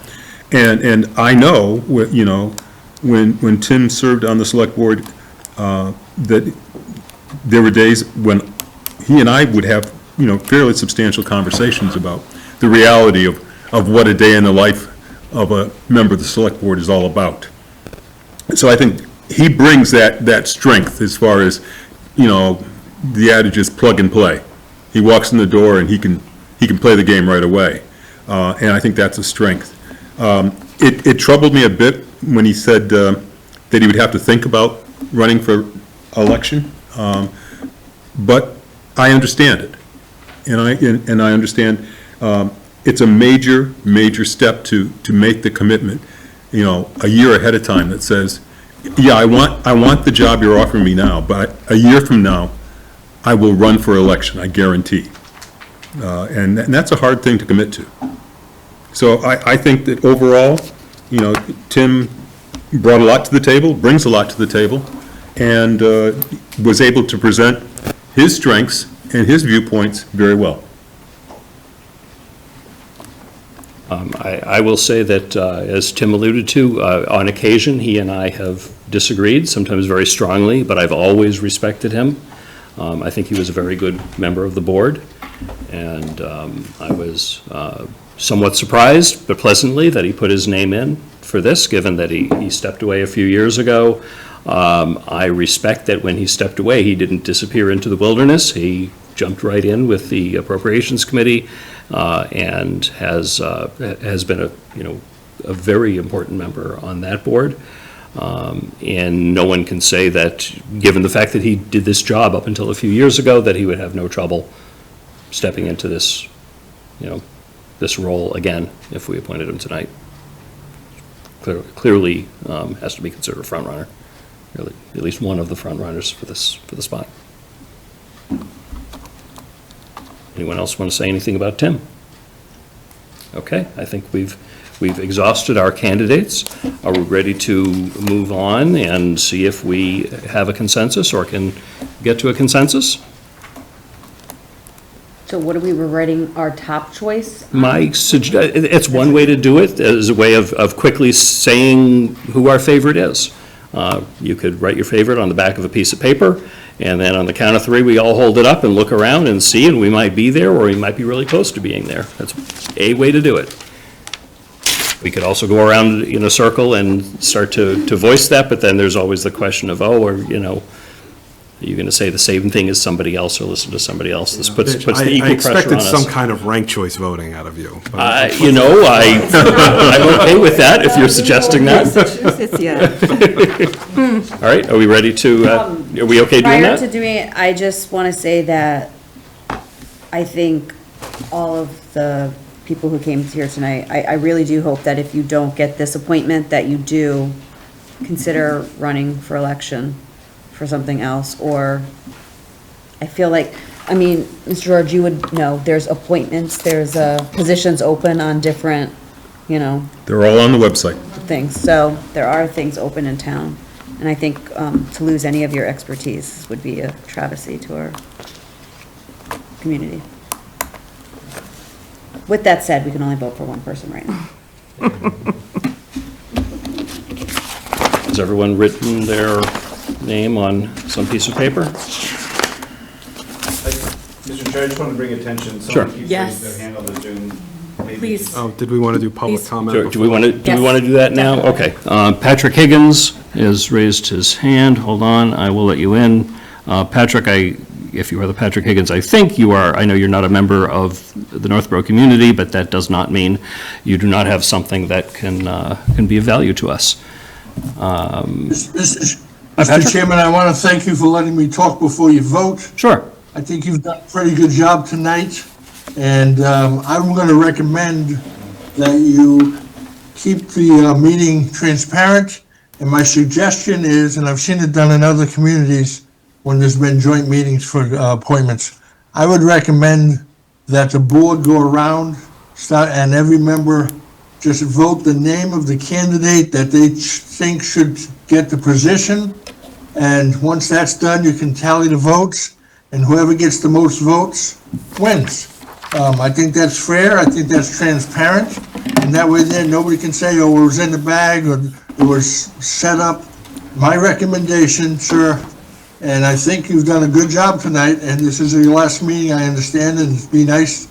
I'm very happy that there's no open meeting law issues, but my recommendation is that you start with all members, just when you call their name by roll and they say John Smith or Mary Death or whoever, and when they're done, whoever gets the most votes wins, just like tomorrow's election, whoever gets the most votes wins, and I think that's transparent, I think that's fair, and that way there everybody feels like they have a good shot. Thank you, Mr. Chairman. Appreciate the input. I have Patrick. one more Thank you. comment before we vote. Sure. This is not listed as a joint meeting with the moderator and the school committee chair. And if they're voting, this should be on our agenda as a joint meeting with MGL, Chapter 30A, Section 20. Yeah, I would just say it could be contested, it could be challenged. That's hopefully we can get through this tonight, and if there's something that has to get sorted out that needs to get validated later by some not future legal. meeting. It's I not don't listed necessarily think it is not. Let's, Kelly? I think we, I I think at this point, we're in a agree to disagree type thing. I don't think anything that we say is going to change the chair's mind. We stand a risk of having to redo this. If somebody And files. that's, I think, I completely agree with you, but that's the way that the chair has set it up, so we have to go through the process. So we can continue on and appoint the person, and then if there is a challenge on the outside and this whole night has to be a wash, well, then it's not on us for not speaking up for it, because I think we've all spoke up how we feel about it. My preference would be to wait. All right, let's move forward. Has everyone written their preferred candidate name on the back of a piece of paper? All right, why don't we turn our pieces of paper over and go around the room and read those names. Why don't we start, Laura, if you want to? Jacob. Okay. Kelly? Brian? Fred? Tim? Mike? Brian Cole. Jacob. I said no. So it's all different. And I've got Tim. Okay. So we have 2 each for Jacob and Tim, 1 for Ryan, 1 for Brian. So does that mean we're just gonna vote on those 2, the top 2? I would suggest, I mean, we know we have to get to 4. So we have to get to four yeses ultimately. So we have, my suggestion would be we move the 2 that got 2 each forward. Ranked choice voting, here we go. And between Jacob and Tim. And there are a couple of people that suggested other names that get to choose somebody else, and we'll see if we can get to 4. Does that sound reasonable? Yes, no, yeah, sure. All right. I will say, I think for the composure of our board, I would like to have someone that understands the law and follows it and follows our bylaws as they are written. So I appreciate everyone's time. And when I did ask the question about the charter, everyone was aware of the challenges with interpretation. The law is the law. I do not want to break the law. So I'm staying with Jacob. Okay. Kelly? Sorry, ZBA. Jacob. Okay. Fred? Tim? Mike? Tim. And can I pitch for Tim? Sure. So I would Well, say. I think, Well, maybe we think we finish and need then, to- yeah, let's, all right, so I appreciate Yeah. that. And back to you. Jacob.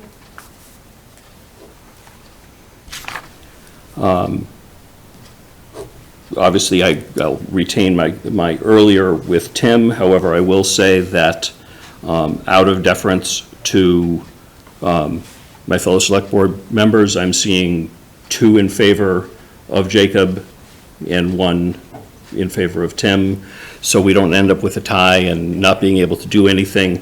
I'm going to say that if there is a motion to support Jacob, I will support it. Thank you. Thank you for sticking to your word. Sure.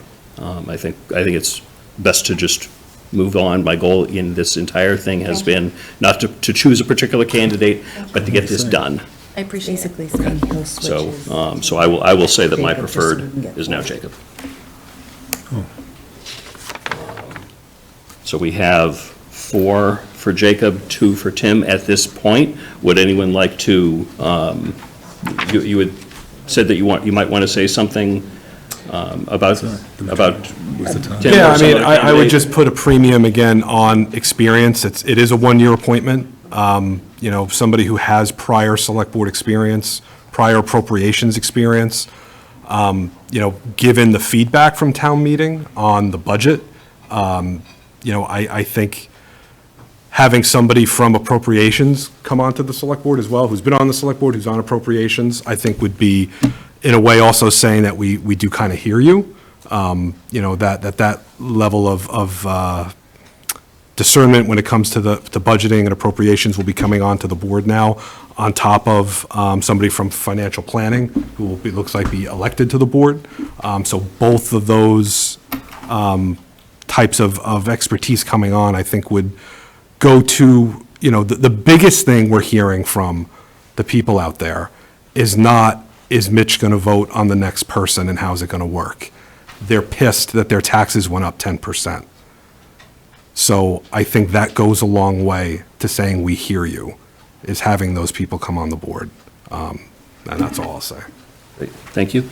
Anyone else want to speak before I ask for a motion? Okay, I will at this point entertain a motion. Let's see, it was in here, sorry, I lost. I can do it. Okay, thank you. I move the board vote to appoint Jacob Jones to the Select Board for a term to end on the date of the next regular election as per the Northborough Town Charter, Article 3, Section 11. Second. Okay, motion's been made and seconded. Any further discussion? Okay, all those in favor? Aye, I see three. In favor of Jacob If Jones. in favor of Jacob, I think there was, I mean, Abstaining? In favor of Jacob. There you go. Great. Okay, so I see 4 in favor. Any opposed? Okay, any abstentions? 1 abstention. All right, so motion to name Jacob Jones to the Select Board has been approved. That concludes this item. Kelly and Fred, thank you very, very much. I know it's been a challenging evening, but I appreciate we got this done. Thank you for filling the Select Board seat, and that is obviously incredibly helpful to the board going forward, and to the first meeting, whenever that happens to be after the election, you'll have a full board. We have done that.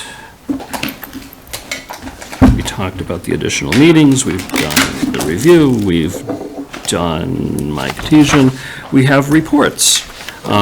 The two of you are welcome to stay at the table if you would like, but there's no other business that you need to be here for, so it's up to you. Thank you very much. So this will close out the joint part of the meeting, if you will. Would you entertain a motion to adjourn? For the joint meeting? Or is there something we have to go over? I would like to have reports and public comment. Motion to adjourn it. I don't think Okay. either are going to take very long. Fair enough. And future agenda items is something we always do. Thanks, Fred. Thanks, Kelly. Thank you. Okay. Next up on our agenda are reports. Let's see. Mike, do you have any reports tonight? No. Okay. Julianne, any reports tonight? I have an incomplete report. Open Studios for Northborough Cultural Council is, I think, this Saturday. Yes, it is Saturday. I have 11 a.m. to 3 p.m. And I just want to say that I went to the Open Studios last year, and it was really great. There's some fantastic artists, and they do a beautiful job. And the other thing I want to say in my report is, this is your last meeting. It is. We have not agreed on some things. We've agreed on many things. It's been a trying term. We had ARPA decisions, we had town administrator, many decisions. There were some very big things that we had to work through. And I want to thank you for your time. I can't imagine how much extra time you put into this job, so thank you. Thank you. Laura, any reports tonight? Thank you for everyone that attended town meeting. I appreciated it.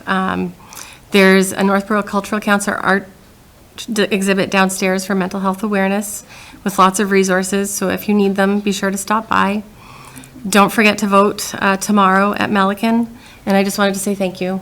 I know it's been a lot of work. I appreciate all of your efforts. I know it hasn't been easy. I appreciate your willingness to find consensus, and I thank you for your service to the town. Thank you, Laura. If I can steal back my report. 'Cause Oh, I completely sure. forgot. No, I just jump on the bandwagon. Yeah, no, thank you, Mitch, for obviously all the service you've done here in Northborough. We haven't agreed on everything. Anyone here on the board doesn't. Things can get contentious and heated sometimes, but we come in as neighbors and we leave as neighbors. I'd also like to think as friends as well. So, good luck and Godspeed. Thank you very much. I've got a couple of items, but not as much as you might think. let's see, the June 17th is the last day of school, so it's the last day of school fair at Ellsworth McAfee in the afternoon. I think it's at 1 o'clock.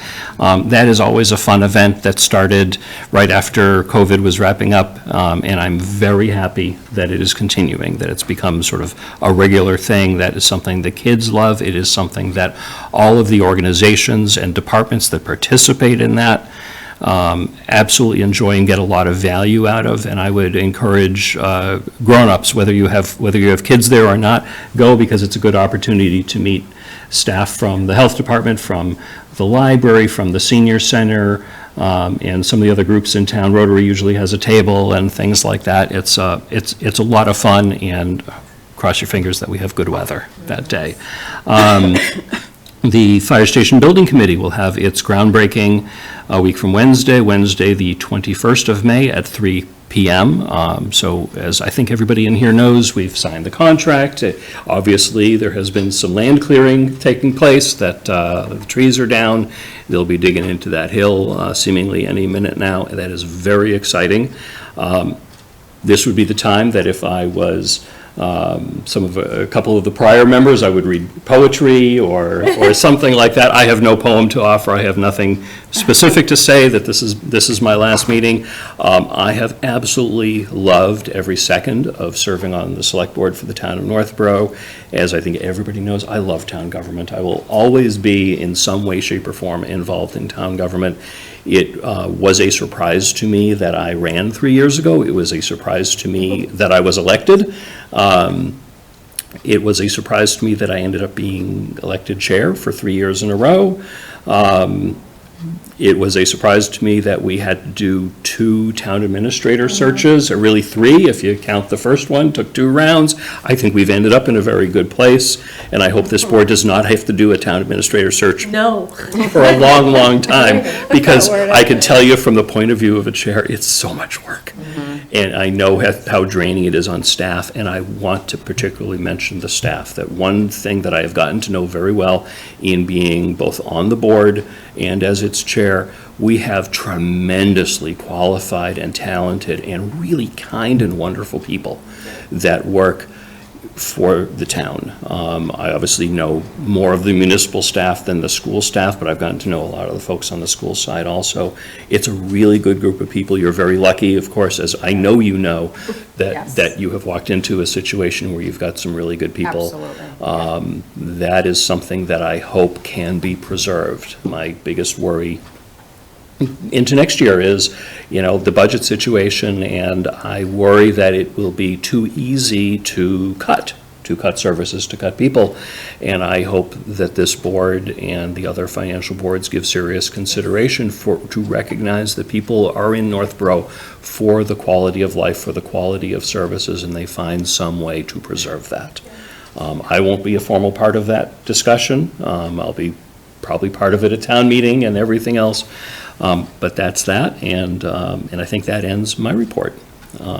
Steph, any reports tonight? Best of luck to you. Thank you. I hope you have an exciting future. Memorial Day events are being fine-tuned tomorrow. We have a meeting, and I will get the information out. Yes. Great, thank you. Sounds good. Good, and I'm glad you'll have a full board to participate in Memorial Day events. Yes. Yes, that's important. So somebody needs to think about who's going to speak on behalf of the board, and it isn't going to be me this year. Okay? Any other reports tonight, Steph? No, I plan to finish at 1 a.m., so this is good. I knew we'd be okay. Diane, any reports tonight? No report, thank you. Okay, very good. Is there anything that anyone wants to add for future agenda items for whoever happens to be the chair? Sure, Julianne. So I think that based on, first of all, I think that town meeting going 4 nights and having a quorum available, there, speaks a lot for how interested people are in our town. And thank you for that. And I looked at it as a positive, even though I wasn't there for 2 nights. But I had family obligations. But, there were some things that people commented, it could have gone, we could have moved faster here, there, wherever. And I was hoping that maybe we could do what they call, I guess, in industry now, a hot wash. We are, absolutely. Okay. Yes. And that will be part of our meeting? Yeah, we could, yeah, what I wanted was the financial boards also to weigh in on it from all aspects, so, you know. we Yes, can- Yeah. yes. I kind of prefer the term after action, because it could feel like verbal combat at some time. Right, yes. Okay, we'll call it an after-action plan. Anything else under future agenda items? Not that I can think of right now, Okay. thank you. Public comment. Is there anyone that wishes to offer any comment to us, either in person or remotely, before we consider adjourning? Make sure I'm looking at the Zoom. I see no hands up on Zoom. I see no hands up in the audience. I think we can decide that public comment is closed.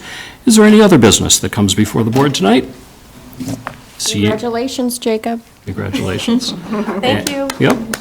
And seeing none, is there a motion to adjourn? So moved. Second. Motion's been made and seconded to adjourn. All those in favor, please say. Aye. Aye. We are adjourned unanimously at 10:08 PM. Thank you very, very much, everybody. Have a wonderful night. Thank you.